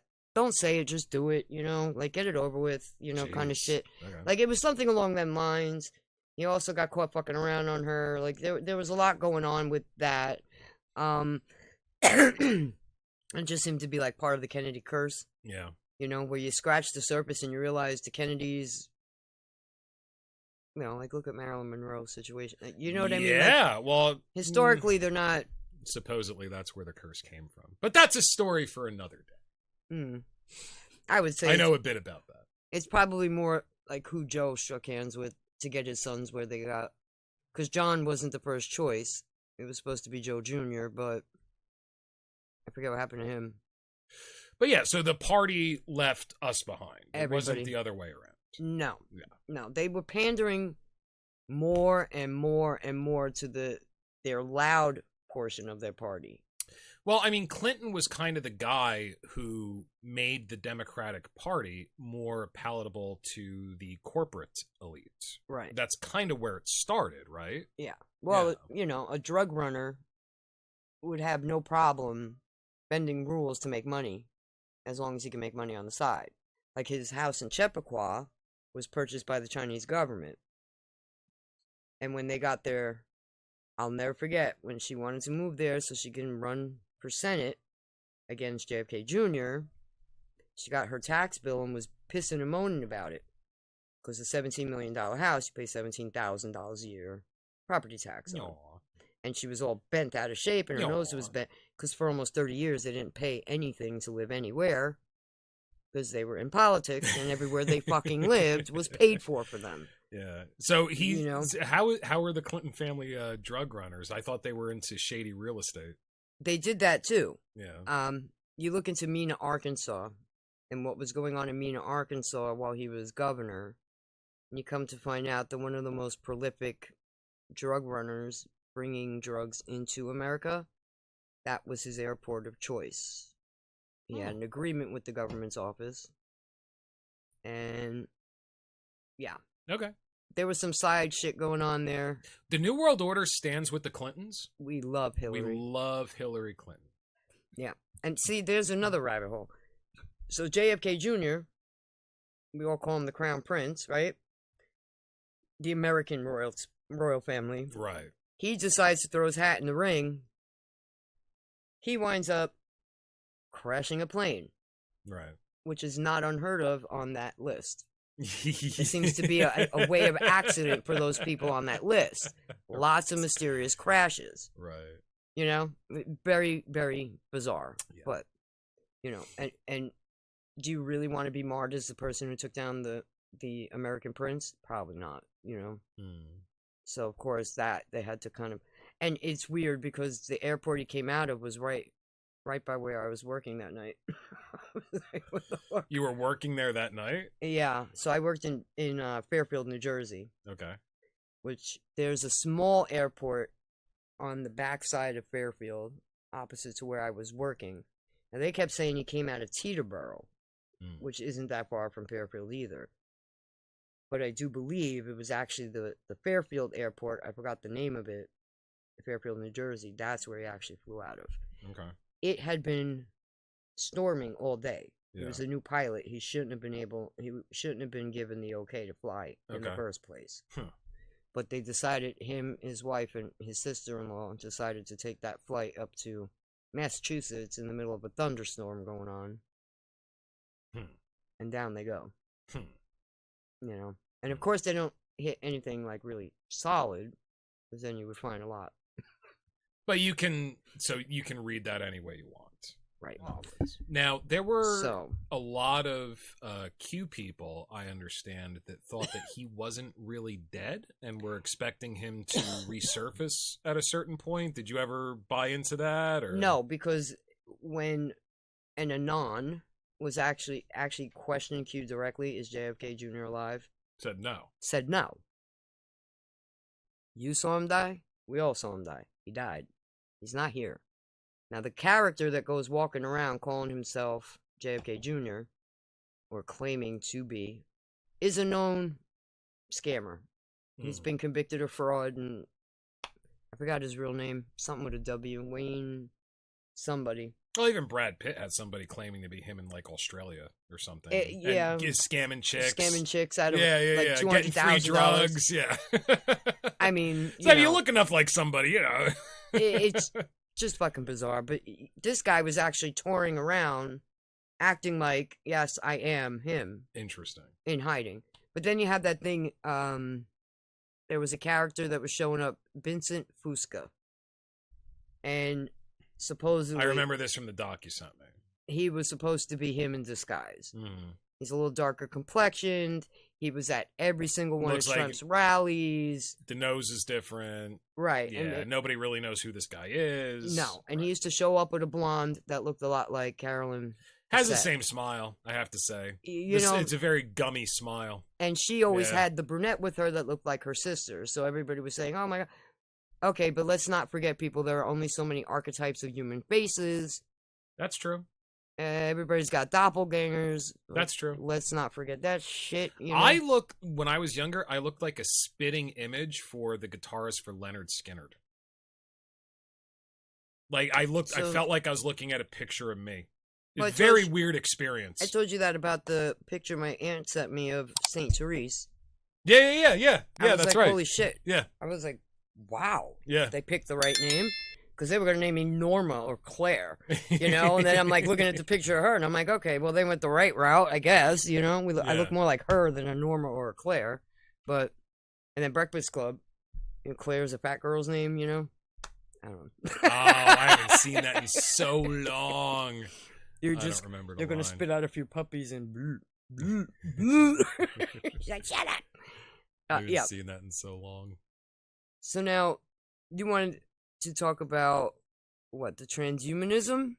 Globalism. Globalism. That's I mean, it does seem like depopulation is on the agenda. You look at all the ways that they're making us sicker on purpose. It can't just be about profit. Because, I mean, dude, the subsidization of corn and using high fructose corn syrup instead of sugar in our soda, right down to the pharmaceuticals that we get. And what did you call it? Pharmaceutical Cascade. Mm-hmm. To the flu of 1912, you know, the pandemic that I was a part of, where, you know, they made us all wear masks back before the Roaring 20s. With the face diapers. The face diapers. Write that back to South Park with the face diapers. Mm-hmm. It does seem like depopulation is on their agenda. I'm not sure if I think that's a good thing or a bad thing. I mean, if AI takes everything over, frankly, there's too many of us. I think, I still think I disagree with Elon. I think there are too many goddamn people. Let me put it this way, and then tell me your opinion. And I said this half as a joke, but when I was working for the company that was doing the school portraits, I was working primarily with recent graduates from art school. Okay. Photography majors. BFAs. Bachelors in Fine Art. Okay. You know, and they were all vegan, and they were all talking about pollution and blah, blah, blah, blah, blah. And, well, we have to do this. Don't set your air conditioner above 75 or whatever it was at the time. And I'd always have the same line for them. I'd say, listen, do you really want to solve global warming? Do you really want to solve the pollution crisis? I'd pull them in, and they'd say, yes, I really do. I said, there's one solution. 95% of you fuckers got to go. I'm going to stay right here. The rest of you got to figure it out amongst yourselves. Yeah. I mean, there's that. Yeah. Well, you also had, best example I can give, plastic. Got myself a plastic bottle right here. So the plastic industry create this semi-indestructible thing. Yeah. And can be used for almost anything. Yep. You can manufacture, but super lightweight, super durable. Right. Can hold anything. Super cheap to make. Very inexpensive. The only problem is, how do you sell it?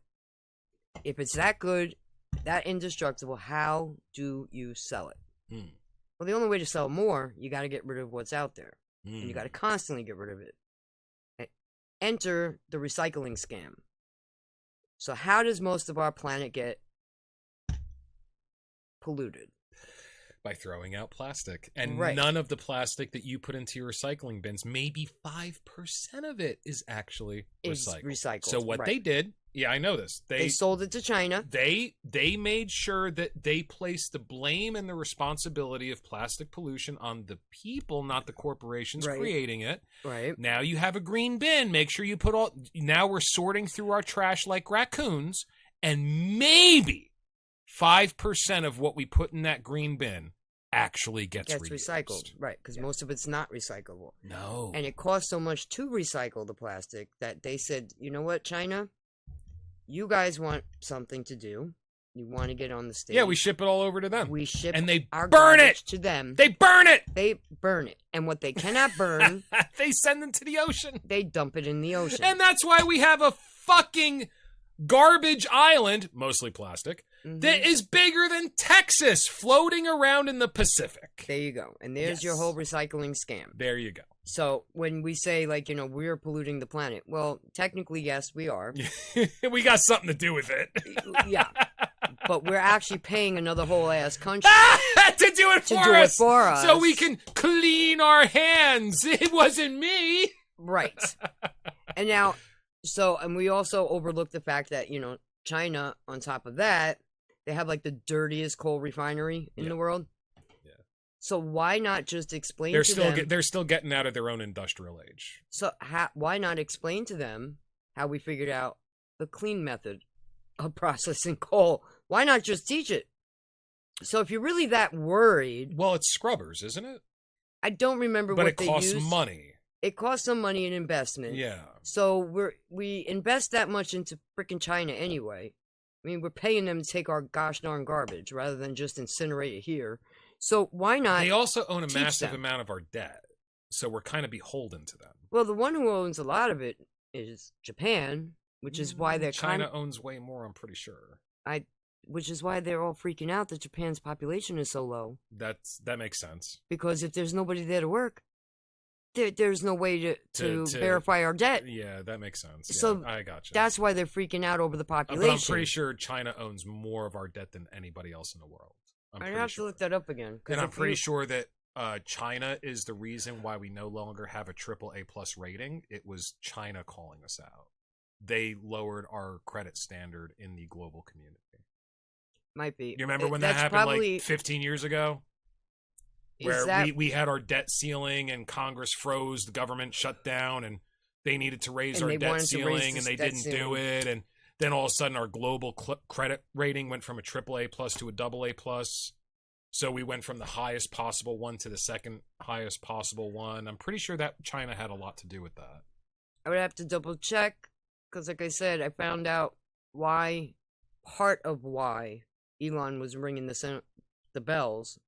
Because, like I said, about population, right? Because Japan's population took such a nosedive, that he said that can crash our economy here. Yeah. Oh, I'm sure it can. I'm just saying, I think that China owns more. I'm not saying Japan doesn't. They may have purchased more, but at the time that I heard that, it was Japan that was leading. Okay. In our debt ownership. Okay.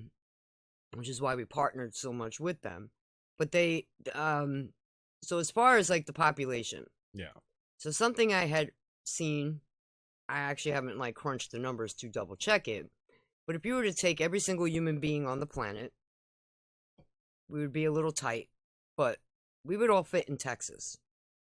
Yeah. No, there's plenty of arable land. So you have that. Yeah. So do I think the planet is overpopulated? No. The carrying capacity of this planet is based largely upon petroleum and all the wonderful things that we've been able to do with it, most of which is slowly poisoning us. But you think about the pesticides, the GMOs, the pharmaceuticals, the means of production and shipping, all of that. Poison. I mean, if you look at oil production and the population of the planet, it's almost like hand in hand. It goes like this. Right. Whenever there's high production of oil, which again, if we're concerned about the pollution of the planet, rather than allow, like, instead of closing Russia off, show them how to refine it cleaner, like we figured out. Oh, yeah, sure. You know? No, there's intermediate steps, and Yes. it's all politicized. I'm not disagreeing with that. The same shit with nuclear power. Yeah. It's one of the cleanest forms of energy, but shame on us because we're refining nuclear. Hello, whatever. Well, people are scared of it because of 3 Mile Island and Chernobyl. Right. And Fukushima. But that, again, this is what happens when there's no oversight. There's no expression. Well, also the or technology teaching. we were using is very old, very antiquated. You share that kind of tech with other countries, you don't have that issue. Like, I don't believe that Europe as a whole should be freaking relying on Ukraine or Russia. Why aren't they creating their own? No, I agree. You know, they should have their own energy. Well, this goes back to sources. globalism, too. Is it the most efficient way to do things? I like the idea of not having violence as the primary method for achieving a balance of power between nation states. However, when you have globalization, as has been proven, the means of production is not necessarily the best one could have. No. So if everything's going to be globalized and profit motive, which seems to be the main reason why globalization is being pushed so hard, is not just because of the means of production, but because of financial instruments. So if we have a borderless world, money can go wherever at the speed of light, and we don't have to worry about, different laws, different blah, blah, blah, different institutions getting a hold of it. That seems to be their motivation, which is fucking frightening. Yeah. Well, I don't want to be on the same footing as Uganda. Right.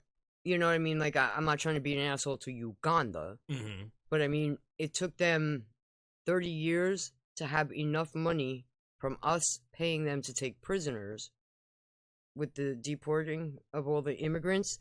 We paid Uganda to house some of the prisoners that home countries wouldn't take them back. Okay. So they took that to alter their name and change their flag. That's what they spent the money on? Yes. Yes, so the tribal leader of Uganda... Among other things, I'm hoping? I don't know what he did. Yeah. But now in Uganda, what they have to do when you're imprisoned... Do you remember when they were talking about the father from Maryland that was being deported to Venezuela? The Democrats were all up in arms about this guy. Yeah. And they were fighting to get him back. I'm pretty sure I do remember that, actually. So we sent him to Venezuela. And then the Democrats... But that wasn't even like his country of origin. Well, no, that was. Was it? Yes. I'm thinking about somebody else. The Democrats fought so hard. No, he should be brought back here, blah, blah, blah, blah, blah. So Trump was like, okay, we'll bring him back. Well, now that we brought him back, guess what country offered to take him? Uganda. Okay. So now you really just fucked this guy for life, because in Uganda, he's considered white. Even though he's Hispanic. And here we consider him brown. Yeah. Uganda, he's white. Okay. So not only will he be last in line for everything, he'll be the last one to get food and all that. And when you're imprisoned in Uganda, you only eat when your family feeds you. You ain't got no family there to feed you. You ain't eating. Unless you're going to be paying the guy next to you to try to help get some of his food. I don't know this story. So we sent him to Venezuela. Everybody was up in arms. They're like, bring him back. They brought him back. Brought him back, but then we sent him to Uganda. So what's the difference? So we wound up sending him to Uganda. I think everybody just wanted us to bring him back and keep him here. That's what the Democrats were hoping for. They're like, he's just a dad from Maryland. Well, the dad from Maryland was convicted of sex charges against children. Oh! Kidnapping. Oh! He's an MS-13 member. Why do the Democrats seem to love people like that do that so much? Well, because if you look into the history of, like, MS-13, it's not that different from ISIS. We create them. Yeah. We fund them. We help them. It's so weird that back in the day it was the Republicans doing all this shit. It's so weird. The Republicans used to love the free labor, so they would say, hey, let everybody on in, because it was all rich white old men that owned businesses. Yeah. They liked the free labor. What the Democrats like is the free violence.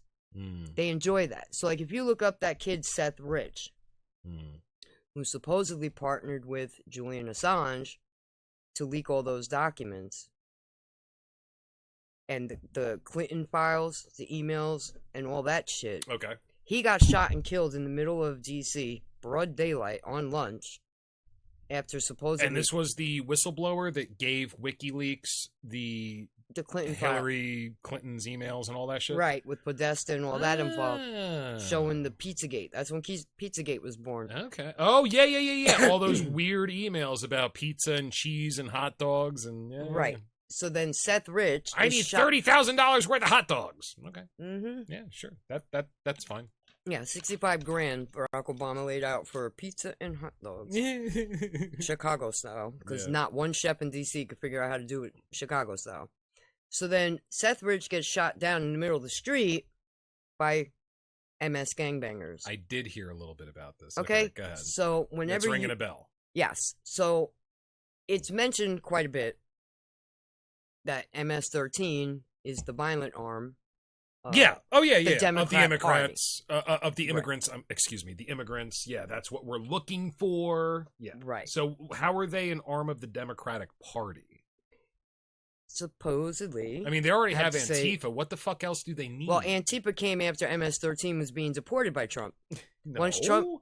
Antifa came during the George Floyd riots. Yes, Trump was starting to round up MS-13. Not in any serious way. The Congress was trying to block it. So he was trying to round up MS-13. He kept talking about just that group in particular. Mm-hmm. We got to get rid of MS-13. Mm-hmm. The leader who wound up getting elected in El Salvador built a 25,000 person capacity prison to house them, waiting for the influx. You had a tattoo in El Salvador that resembled an MS-13 tattoo. You were put in there and had to prove your innocence. Okay. So Trump started deporting some of them. Now you got Antifa. But Antifa's always been in the background. Because if you look through the Nazi history, it's the same symbol. It's always the same symbol. All right. Yeah, I mean... Gonzo had the same symbol, Hunter S. Thompson, but your anarchists are always the same. They're always got that fist. And you can see it doesn't really change much. They also use swastikas, but in different organization. You know, they don't blatantly put it in there now. They kind of critique it a little. Mm-hmm. It's basically the same shit. But Antifa really grew because that was their second violent arm. Because you're talking MS-13, Seth Rich, that was like, what, 2015, 2016, when that kid got shot down in D.C.? Before that, that's what they would do. Seth Rich got shot down in D.C. Yes, he was he worked for the Democratic National Committee. He was a Bernie Sanders supporter. Okay. And he found out, he was the one that also showed that the election was rigged. The primary was rigged against Bernie Sanders to push Hillary Clinton forward. Definitely was. He was a Bernie bro, and I believe that's why he leaked everything to WikiLeaks, although Julian Assange says, I'm not telling you if it was him or not. No, why would he? And then, after they made the agreement... I'm surprised they didn't kill that guy. Well, he had to make the agreement. They still might. I'm sure they will. He had to make the agreement to wipe all those emails off of WikiLeaks, so they're not publicly available there anymore. Everybody got their snapshots of them. Yeah. But they're already in the public zeitgeist. That's it. Yeah. I mean, that's what they did. So get your freedom, bro. You're enough of a hero. Get your freedom. I don't hold that against them.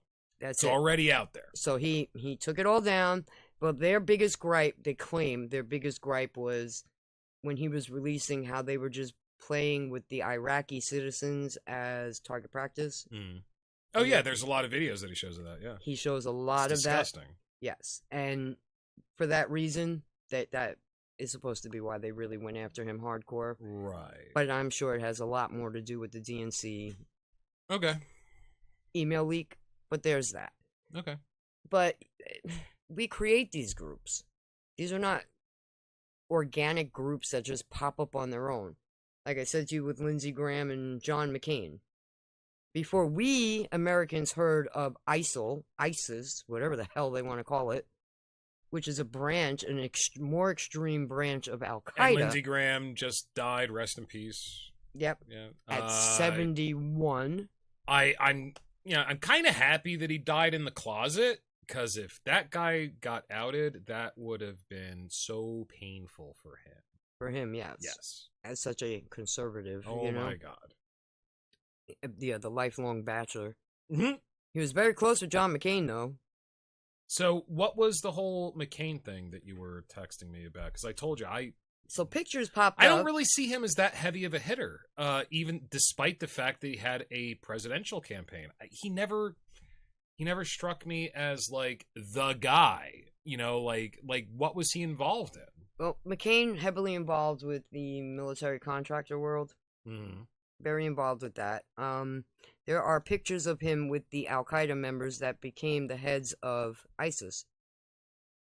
Him and Mr. Lindsey Graham, Mrs. Lindsey Graham, whatever you want to call him. But there's pictures of oh no, they're what's his face shaking hands with Saddam. Saddam Hussein. Yeah. George Bush and Saddam was shaking hands. All the guys from the first Bush administration, Rumsfeld and Cheney shaking hands with Saddam Hussein. So, Rumsfeld and yeah, Cheney, we create all our own enemies. Like Rumsfeld and Cheney wouldn't shock me in the least, because they're also military contractors, heavily invested in all that. Dude, how many people were bitching about no bid contracts that Halliburton was getting while Cheney was vice president during George W. This is pretty much pre-internet. Do you really you don't even have to fucking dig at that point. They were very blatant about it. Yeah. And I mean, we know that the Bush family met with the Hinckley family right before the shooting of Reagan. Yeah. Well, here's what W said. Well, my family knew him. I know we had dinner with him. He was a good guy. Mm-hmm. I wish him well. Something like that. Hey, dude, and this guy shot the sitting president while your father was vice president. Right. Yeah. I mean, former head of the CIA. But yeah. Let's not play footsie there. Part of the skull and bones. A lot bones. of people forget that George Bush Sr. was head of the CIA. Yeah. A lot of people don't even fucking remember that. The former OSS. Yeah. I mean, was he that old? I don't know if he was in the OSS. I don't know if he particularly was. I think he came in at the tail end of them calling it that. Yeah. Because he was there the day on the grassy knoll. Let's find out. When JFK got shot. Hey Siri, when was George Bush Sr. inducted as head of CIA? Yeah, he was 76. Yeah. Early 76. Yeah, so he was involved with the OSS. But he wasn't head of it. I don't know. He wasn't head of it. I don't know. This might be like another Soros thing. Like, Soros wasn't old enough to be manipulating the markets during World War II. Like, he was like 14.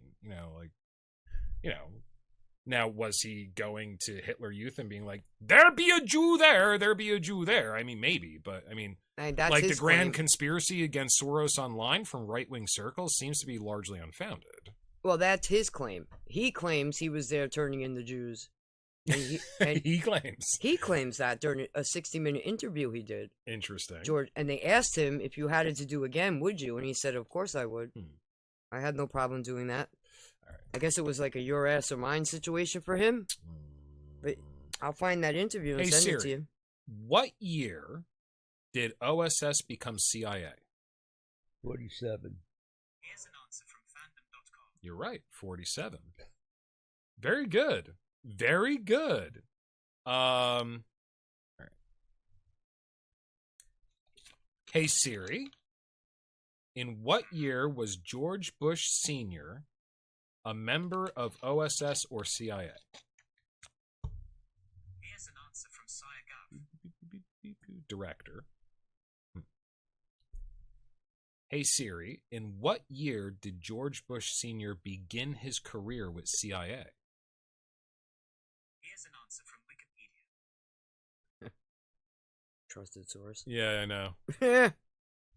So he went in right as director of 76, according to Siri. No, No. that's not a thing. No, because he was on the grassy knoll the day that JFK got killed. Are you serious? And How do you know this? He's smiling in the picture. You can look it up.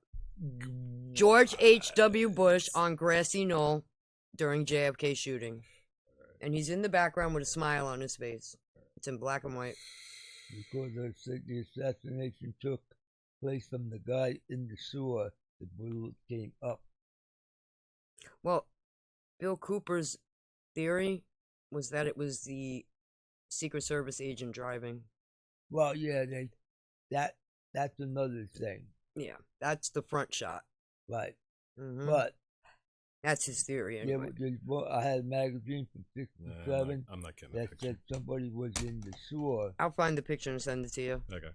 But Yeah. there's pictures If you circulating can find it, I'll put it on the podcast. I'll find it. Sorry, 'cause Harry. Go ahead. He's standing in the background on the grassy knoll, like in the background, and he's got a big old smile on his face. Your president was just shot right there.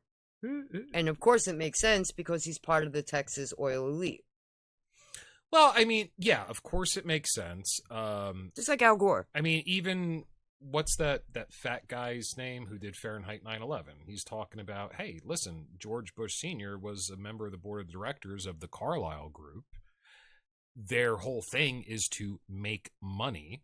Who are other people on the board of directors of the Carlyle Group? A lot of their last names end with Bin Laden, who were the only people allowed to fly out of On the United 9/11. States after 9/11 was the Bin Ladens in private jets. And also, who is the only president who still, after retirement from the presidency, insists on getting, which is every president's right, but he's the only one to take advantage of it, insists on getting CIA briefings on a daily basis. George Bush. George Bush. W or No. HW? HW. So he's the only president that has ever taken advantage of that. He's on the board of directors for the Carlyle Group, a major investment firm that is co-owned with the Bin Ladens. They're also investors. And he's getting daily CIA briefings. You don't think he's using that information to manipulate his own wealth? Well, and let's not forget who the Bin Ladens actually are. They are the only ones allowed to touch that cube in Mecca. Is that right? They're a construction company in Saudi Arabia. Oh.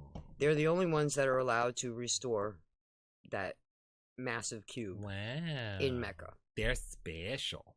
Yes, they are very special. They're very special. And of course, his son was brought in to help learn and train in Afghanistan to fight the Russians. Really? Really? That's the only person you could think of. And they actually, there's a conspiracy theory about Osama bin Laden, and his real name is Timothy something. It's not even Osama bin Laden.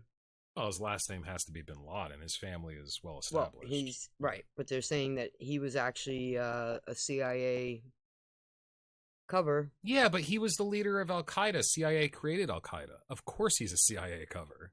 Well, they trained him before there was even a thought of Al Qaeda. Okay, that makes sense. When it makes sense. When Russia invaded Afghanistan. Do you think he's actually dead? I have doubts. The picture that they showed on the front page of the newspaper of him with a bullet in his head looks like a photo manipulation of an earlier photograph. It almost looks like the creation they made of the Shroud of Turin.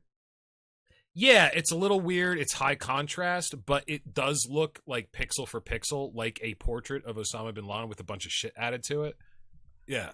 I mean, and what I was telling you earlier with the Renaissance era, they were talking about them having a form of Photoshop back then.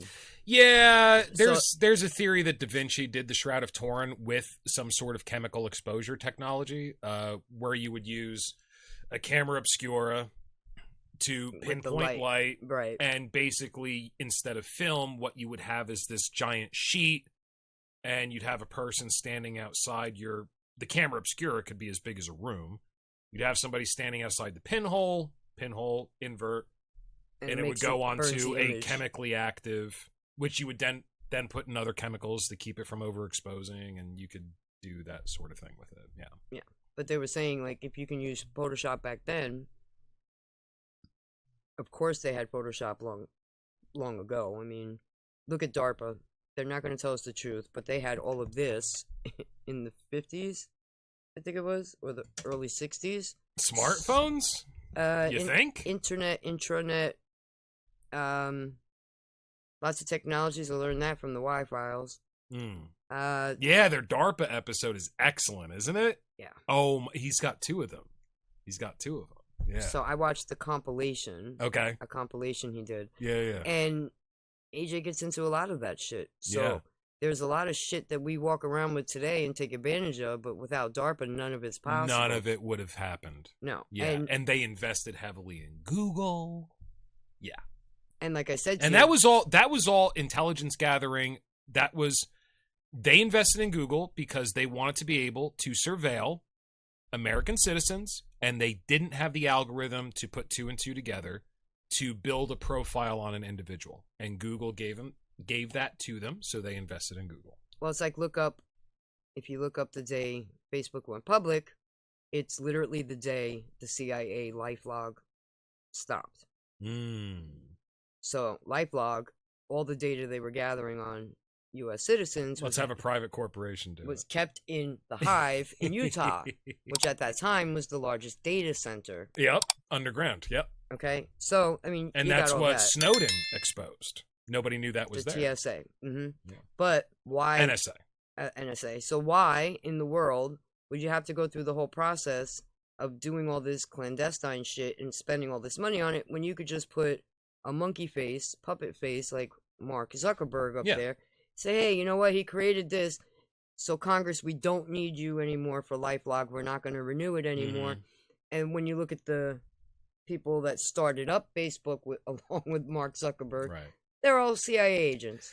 Yeah, Along with Peter Thiel. Yeah. Because and he's got his hand in every cookie jar. It's like I said before, everybody looks at 1984 and they're like, well, eventually they're going to have two-way monitors in your home and blah, blah, blah, blah. You don't need that. Now you have social media.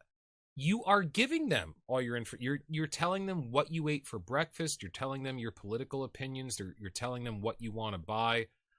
You're giving it away. Well, for free. Your Wi-Fi tells them at any given moment where you are inside your structure. Sure. Yep. All you need is Wi-Fi. Yep. That's so, right. Yeah. you know. So all the ways that we were fearing for decades that we were going to be able to be spied upon by the intelligence apparatus, they came out with a fun little thing we could do to talk to each other on the interwebs, and we decided to just give it to them without a second thought. And if you look, I told you, Obama gave out all them phones for free to make sure we can all be tracked. Exactly. He got right into that. And then you have Lifeline. Like, they weren't very creative. So Lifeline is the program that gives you the free Obama phone and free house telephone.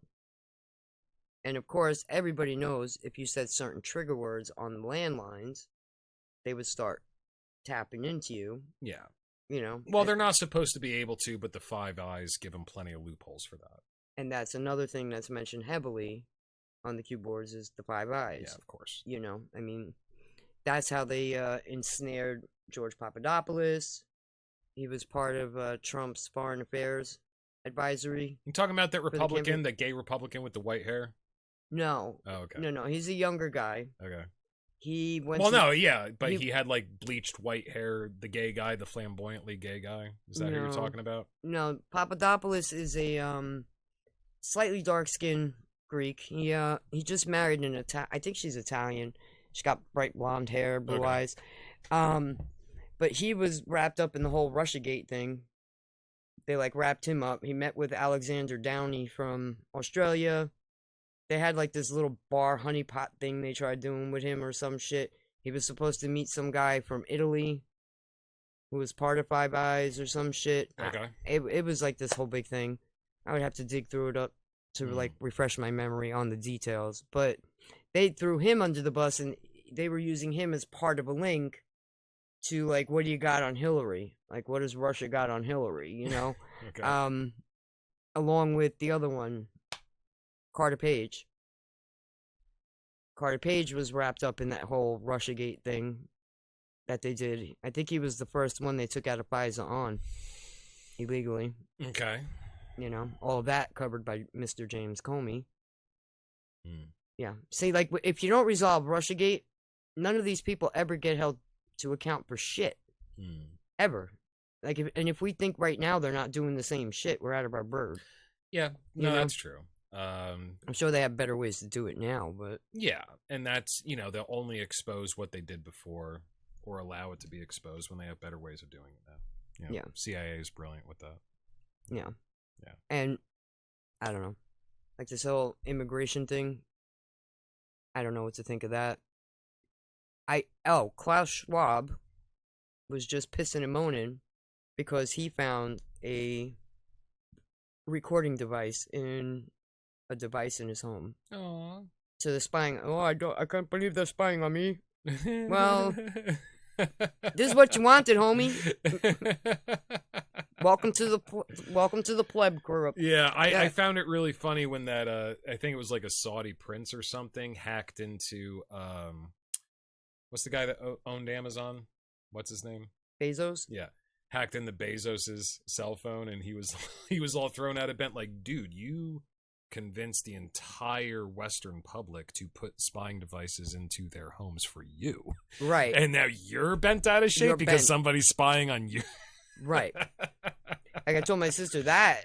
Now, when he did that flight, what do you call it, Virgin? Where he sent the women up? Oh, not Virgin. What do you call that thing? Blue Sky. Something like that. It was Katy Perry, his Katy wife, Perry, yeah, with the flower. Gail Yeah. King, and all that shit. Yep. I said to my sister, I'm like, okay, now if he was that confident in his product, you send your wife up? No. That was a quick way to make sure that woman wasn't going to touch his fortune if something went down. That's what the hell that was. That was all the investors protecting their assets. Like, oh shit, here she comes. Oh well, that didn't work. That's funny. I didn't know he had his wife on that ship. Yeah, she I went thought up. he was dating. I didn't even know he was married. I don't know if they were married then or just engaged. Okay. I don't know. Now I just see pictures of him on yachts, super buff, like supermodels. So I don't really know what he's doing. He's a very Which, if you're a weird one. multi-billionaire, that's what you should be doing, honestly. Like all these people, like I was telling Harry, all these people that are put in our faces, they're all plants. I believe they're all plants. They're all just Well, they're put there. definitely not the most powerful people on the planet, but I think that they're definitely, I'm not going to say useful idiots because they're definitely not idiots, but they they're working their way within the system, within the power structures that pre-exist them, obviously. Yeah. Well, like I mean, I mentioned- Zuckerberg made a U-turn with the whole Hunter Biden laptop, and now he's at Trump's inauguration. Yeah, you go to where it the best power suits brokers are. Yeah, you. Yeah, exactly. Well, like I said, like most of what we're seeing publicly, the public faces, most of that is to cover the Pesor shit.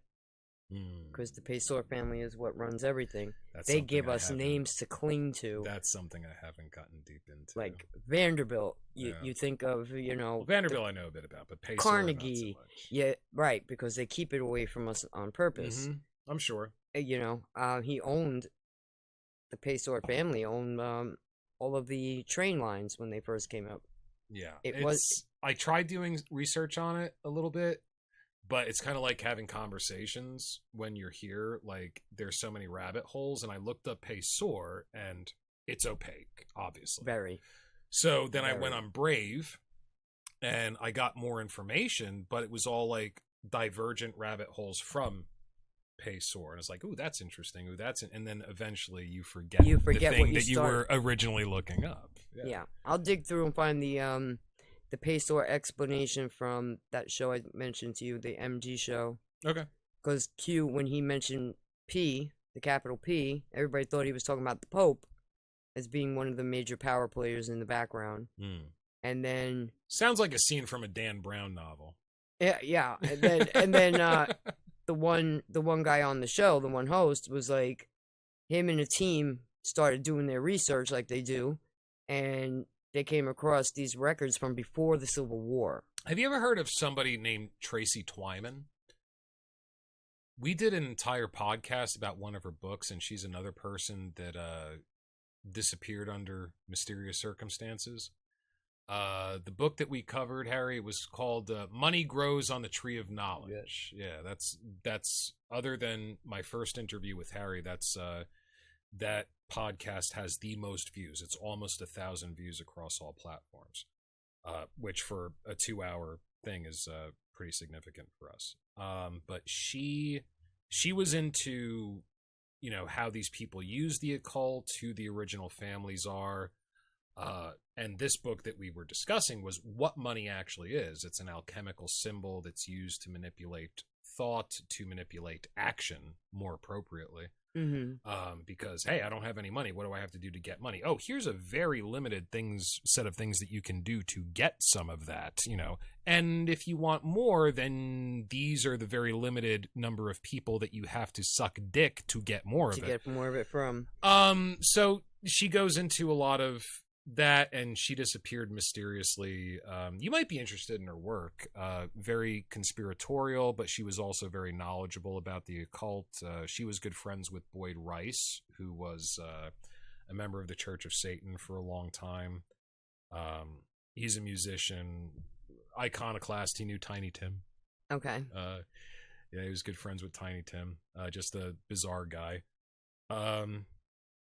Yeah, but it's definitely, there's an underbelly to the world of wealth and power that we're not only not privy to, but it's going to be deliberately hidden from us. Yeah. Right. Like the peso, you won't find anything. I think they said after 18. They were going after 20s. a different family name. That's why I brought her up, and I can't remember for the life of me what it was, but she had a newspaper for a while called Dagobert's Revenge, and it might have been Dagobert. Does that ring a bell? Mm-mm. Okay. Paysword.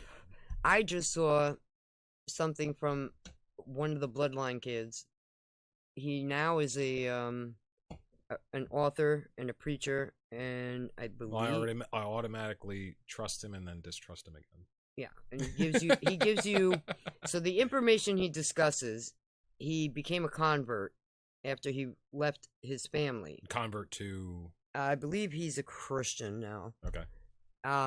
But he writes books and he does mini documentaries and stuff like that. His name is Nathan Reynolds, so he's one of the Bloodlines. Okay. And yeah, I remember seeing Reynolds in the book you gave me. And he does go into what they do and why they do it in their occult practices. He does mention the significance of the children. All right, so if you don't mind, before we're running a little long in the tooth, but let's get into a little bit, if you don't mind. I mean, I ask people this question all the time because I'm a member, you know, I told you I'm a member of the Church of Satan, and I am a member of another organization which does have to remain secret, which anybody with any intelligence could look into it a little bit and they'd figure out in 2 seconds, but I would deny it. It's just what I got to do. So, I mean, and here's the main difference between me and most other people. If I'm asked the question, hey, if I had a magic wand and you could live forever, physically, live here forever, eternal youth, would you say yes or no? I would say yes. I don't even have to think about it. But every single other person that I ask, my father, my brother, you, everybody else has the same answer. Absolutely not. And it's no thought. So that is a very dramatic difference of perspective between me and seemingly most other people. If I was offered the gift of immortality to me, death is the enemy, I would definitely take it. So as far as, you know, transhumanism or using the occult to try to find a way to achieve that, if it's not yet available to you through mechanized or scientific methods, which of course they're working on, for me, I'm like, that would be great. I don't think this world is at a point where it needs a lot of young human beings. If we need a lot of anything, we need a lot of old human beings that have built up more experience, more knowledge, more capability than what we have now. Because, I mean, if you think about it, how long is somebody in their prime? Maybe 30 years, where they're at the height of their powers, where they can create and people take them seriously. And you have exceptions. You have your Pelosi's that are in their 80s, and for some reason they're still taken seriously. Whether or not she deserves it is another story, which, you know, we could talk about. But for most of us, we're at the height of our powers for about 30 years. That for all that human beings at this point are capable of, that's not a very long time. And then we have to give over the reins to the next generation, the people that are, you know, for what you guys said, dyeing their hair blue and going out in protests and thinking that everything that came before is bullshit, and we have to turn everything on its head in order to find out the right way to do things, because for thousands of years everybody had things wrong. Where the generation's going to figure it out. Deal with the hubris of youth, the tyranny of youth. Maybe that's not the best way forward. Maybe people living longer, having less children, would be the way to go. And this is where I'm bringing it together. Maybe not globalization. You challenge me, hey, bring globalization and transhumanism together. I'm going to go a slightly different tack. I'm going to bring depopulation and transhumanism together, because transhumanism points to immortality, or the attempt. I think, personally, I haven't thought it out fully, but I want to live forever. So I think that, personally, people living at our capacity, what we have the capacity to do as human beings, 300, 400 years, I think that would be way better than 70. And maybe you can be at the height of your power for a couple centuries. Maybe have that history backing you up, where you respect the shoulders of the giants that you're standing upon, rather than having the hubris to think I'm brand new and everything's going to change with me and I'm going to turn society on its head, when you're still full of cum and piss and vinegar, and really all you want to do is make babies. Let's be honest. Do you see what I'm saying? Yeah, I mean, if you were to only look at life logistically, that would make sense. I mean, I would kind of argue, like, if you look at any 100-year period in American history, what was Rome? Well, how long did the Roman Empire exist? I think a little over 500 years on the books, but much longer, of course. Probably much longer than that. So that would mean, like, living through half of Roman rule. Yeah. You'd have a lot of knowledge. And you would, if you were at your height of your physical and mental capabilities, you'd have the ability to build up your skills.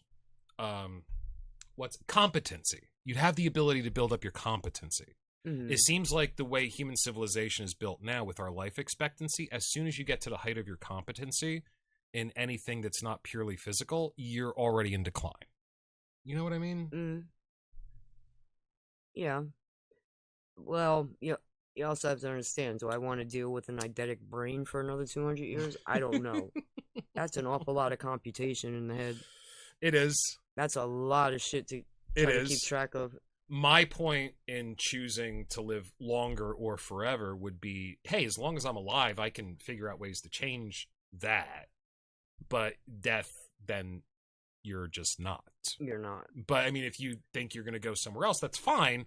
But still, you're not here. You're not. As far as the rest of us concerned, you are not. You're a non-entity. Right, you're no longer existing. Right. I don't know. But I mean, if you couple, if you couple longevity with depopulation, it starts to make a little bit of sense. Years ago, I used to think that maybe one globalized government would make more sense. It's an interesting thought experiment, because nobody goes there. Well, if after the pandemic, I absolutely wouldn't go there. Because they want it so bad. And whatever they want ain't good for me. No, and they botched it in every possible way. Yeah. They botched it so horribly. And they were so, even with their lies, they were so transparent about what they were after and what they were doing. The pandemic did more to expose corruption, psyop, bullshit than anything since I've been on this planet. I'm almost grateful that it happened. I am so grateful, because there are so many people that have been living under a rock And when you start waking up and you start seeing everything as it is, and you know that everybody around you is just sleepwalking through their world, Yeah. you know, like Yeah. like I told my sister, she's 13 years older than me, and she said, "You know what? I don't have time for that." Well, that's by design. Yeah. They purposely make it that way so that you don't pay Yeah. attention. In the 50s, And if you do, you just want to get drunk and watch TV. You don't want to You deal don't- with it. no, you don't want to get You involved. have so in it. many distractions to choose from. That's it. I mean, the hamster wheel, you know, the Mhm. rat race, like, Yep. you know, the same bullshit over and over and over again. You know, you feel like you live in Groundhog Day sometimes. Yes. I mean, it gets mundane. Yes. And that's why I drink. That's what happened with me. I mean, you live with this brain for 52 years. You want a break. You need a You break. want a fucking break. You need to relax. You gotta unwind somehow, Yeah. some way. Yeah. You know, I mean, But just- she was saying to you, she was just like, you know, I don't have time. I can't be bothered. And I was just like, listen, you are the reason our system is where we're at. Right. I'm not saying you in particular, but people like you Sure. and your train of thought sure. is why our systems in the West are where they're at. This is why no, not our systems are where they're at. The West is dying. Well, it's because we are sitting back waiting for that person. There's going to be a person that's going to step The up and savior. fix it all. The savior. And there is no such And thing. religion has primed us for it. And honestly, it's kind of like, you know, Q says, you are your answer to your problems. Right. You gotta get up off your ass and do something about it. Yeah. You know, like she's going through all that shit with the deck. That's because an official, because we don't call them servants anymore, they're not No. public Right. servants. Right. An official said, I want her deck done like this. It's not your fucking deck. You're not fucking paying for it. You're not living with it. You're not dealing with it. And your way is not making it any safer than the way we're doing it. So why the fuck do you have the authority to tell a homeowner, which is really leasing these days, not owning, Mhm. but why are you telling a homeowner what they can and cannot do On with their their own home? property. Yeah. It's ridiculous. Sure. And I understand you join a community and your communities have bylaws. However, Cool. However, if my life is not affecting your life, why the fuck should you give a shit? right, like we have somebody that called in about our yard Okay. being messy, okay? Mm. Yeah, Harry's familiar with that. He And- put up a fence. He put up a fucking fence. That's what my husband's doing in the front. He's putting up lattice and fencing because he's got no work area inside. So he's got his work equipment right outside our door, underneath our deck. Now, even with it exposed, you didn't notice it, right? No. No, actually, I just saw your property for the first time earlier today. It looked fairly tidy. There The you word go. that Harry hates. Oh, say Tidy that lot. dirty word to me. That feminine word. Tidy. It looked tidy. Yes, that's what we get called on.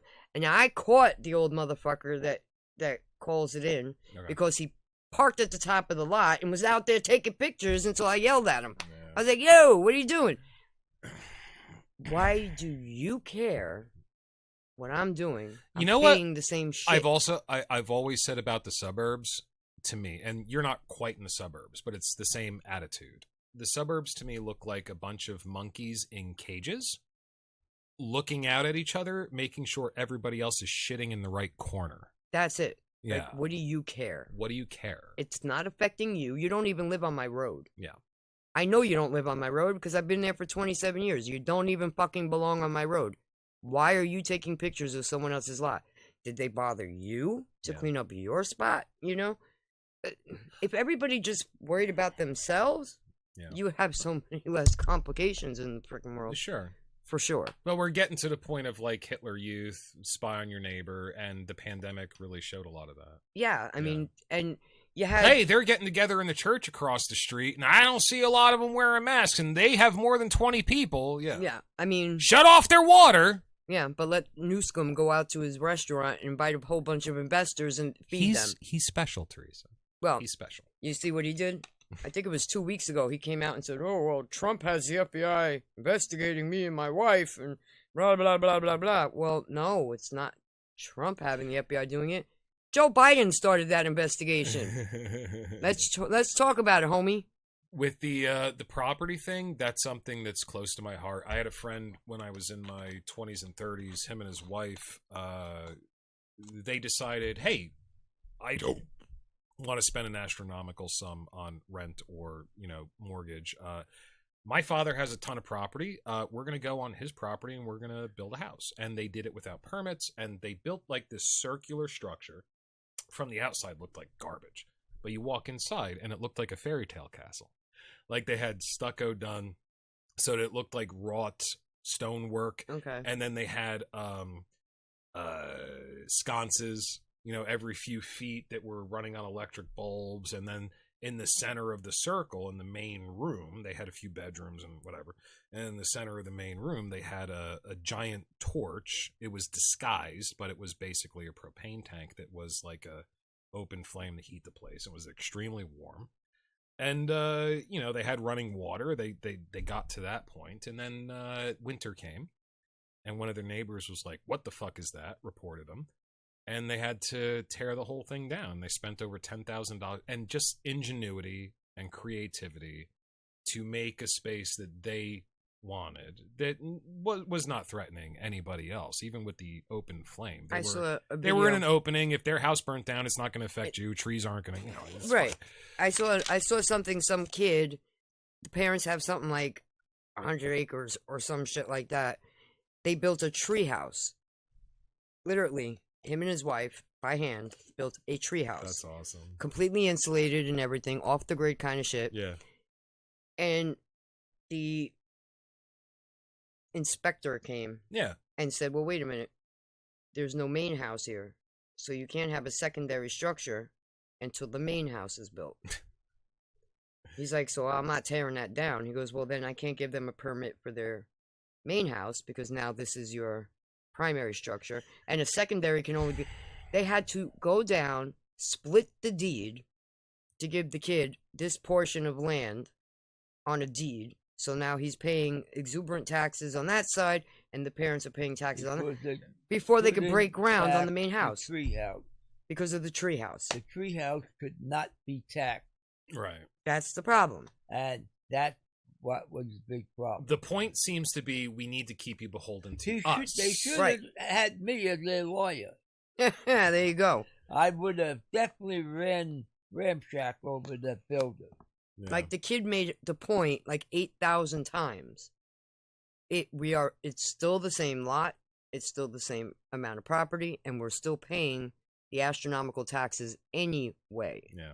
We're still building the home. The permit is there. They had to deny the permit because of a flippin' treehouse. Yeah.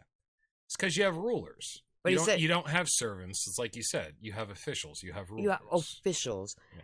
I don't know when the terminology changed. I don't know why the terminology changed. But it's a slow boil. They did it gradually over time. That's a good question. I buy a piece of property. I find a cave. I drill a big hole, and bang! I hit a cavern about 200 square foot, maybe 2,000 square foot tavern. I said, wow, I'm going to build a house here. Are they going to attack me for living in the cave? probably. If you go and buy the property, they will. Well, Yeah. the thing is, it's a cave. It's been there before I was. Yeah, but if you buy the property, they will. Well, then they're going to have a hell of a fight. They'll consider it a dwelling. Yeah. So now I just got a letter. I Or don't know. they'll tell you can't live there. It's not up to code. Did you get the Pike County taxation letter? What? Yeah, the abstract letter. So they are. You guys talk about this. I gotta. They are assessing.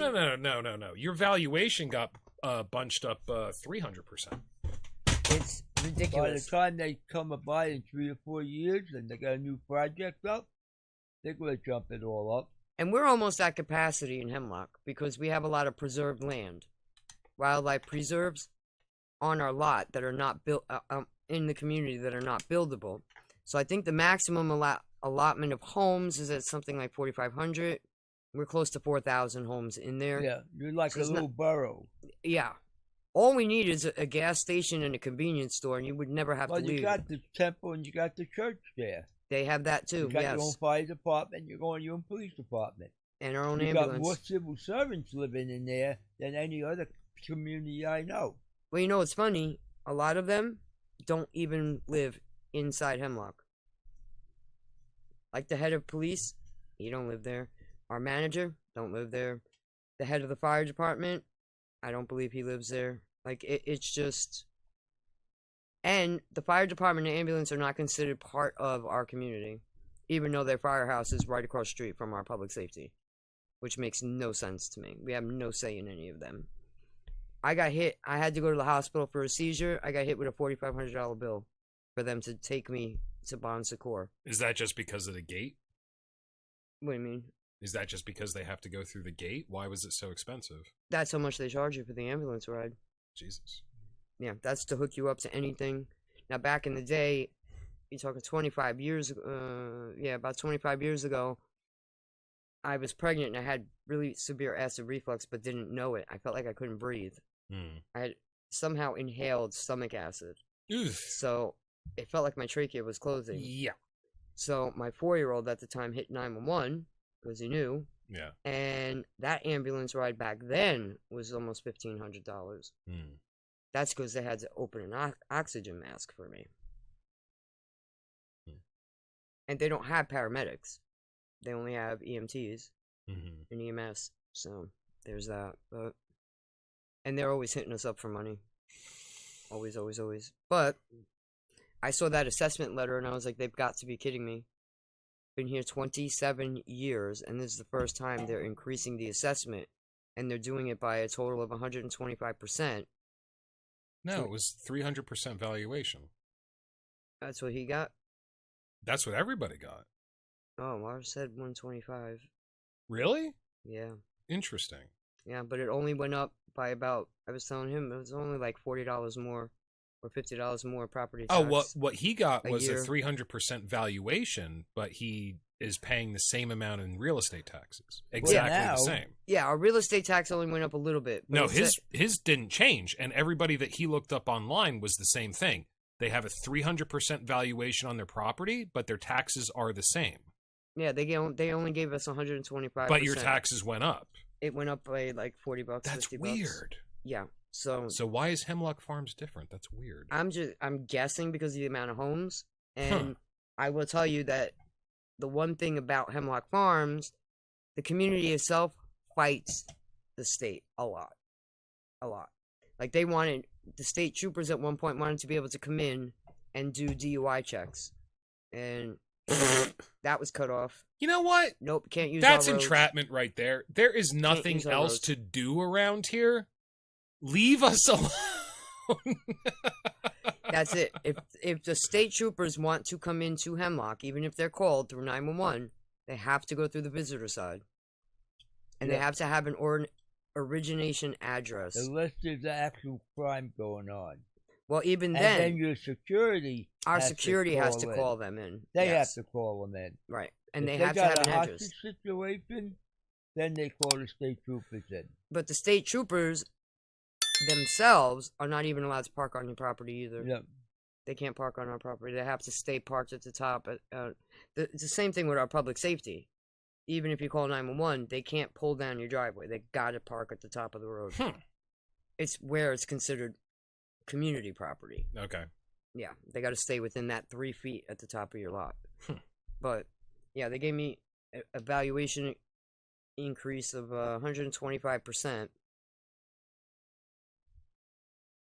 And like I said, I regret sending my kids back in person to school anyway. My one child was in special ed, and not long after she enrolled in person, they sent me a thing, she was having a little trouble adjusting socially, so they wanted her to join a club. Okay, that's a cool idea, let her socialize. And they were going on a trip. I signed the permission form. The name of the group is the United Club. I don't think nothing of it. And she starts coming home with all these rainbows and shit. And I'm like, what the hell is the United Club? It's LGBTQ+. And when the fuck did you decide you're LGBTQ+? Right. Because before... How old is she? Now she's 17. At the time, she was about 13, 14. Yeah, that's indoctrination that no parent should be. Yeah. Whatever you believe about it, you don't care about that. I don't care about that, but I would be uncomfortable. I don't know what they're being taught. I know. Well, I told CPS, I'm like, it seems to be the only kids in this club are in the special education program. That don't sound right to me. That might be something you want to look into. It's a little weird. If they did or not, I don't know, because they're not going to report back to me, because again, they're government officials. Yeah. So they're not going to report to the people that pay their salary. They don't do that. Not. All right, guys, I got to wrap this up. Otherwise, we're not going to be able to upload to Rumble. We're getting past the 15 gigabyte mark right now. So before we wrap up, anything anybody wants to go out on? Harry, soapbox, anything? No, nothing new. All right. Theresa, soapbox, anything you want to go out on? No, I think we covered a lot. Yeah, we did. I don't know if we even got into the transhumanism thing. Not as deeply as I would have liked, but that's fine. It's all good. But I guess close enough. Yeah, close enough. All right. Fair enough. How you like your eye? I love my eye, Harry. Good. I love my eye. Thank you very much for watching the New World Order broadcast, and just remember, we're watching you too. Is watching.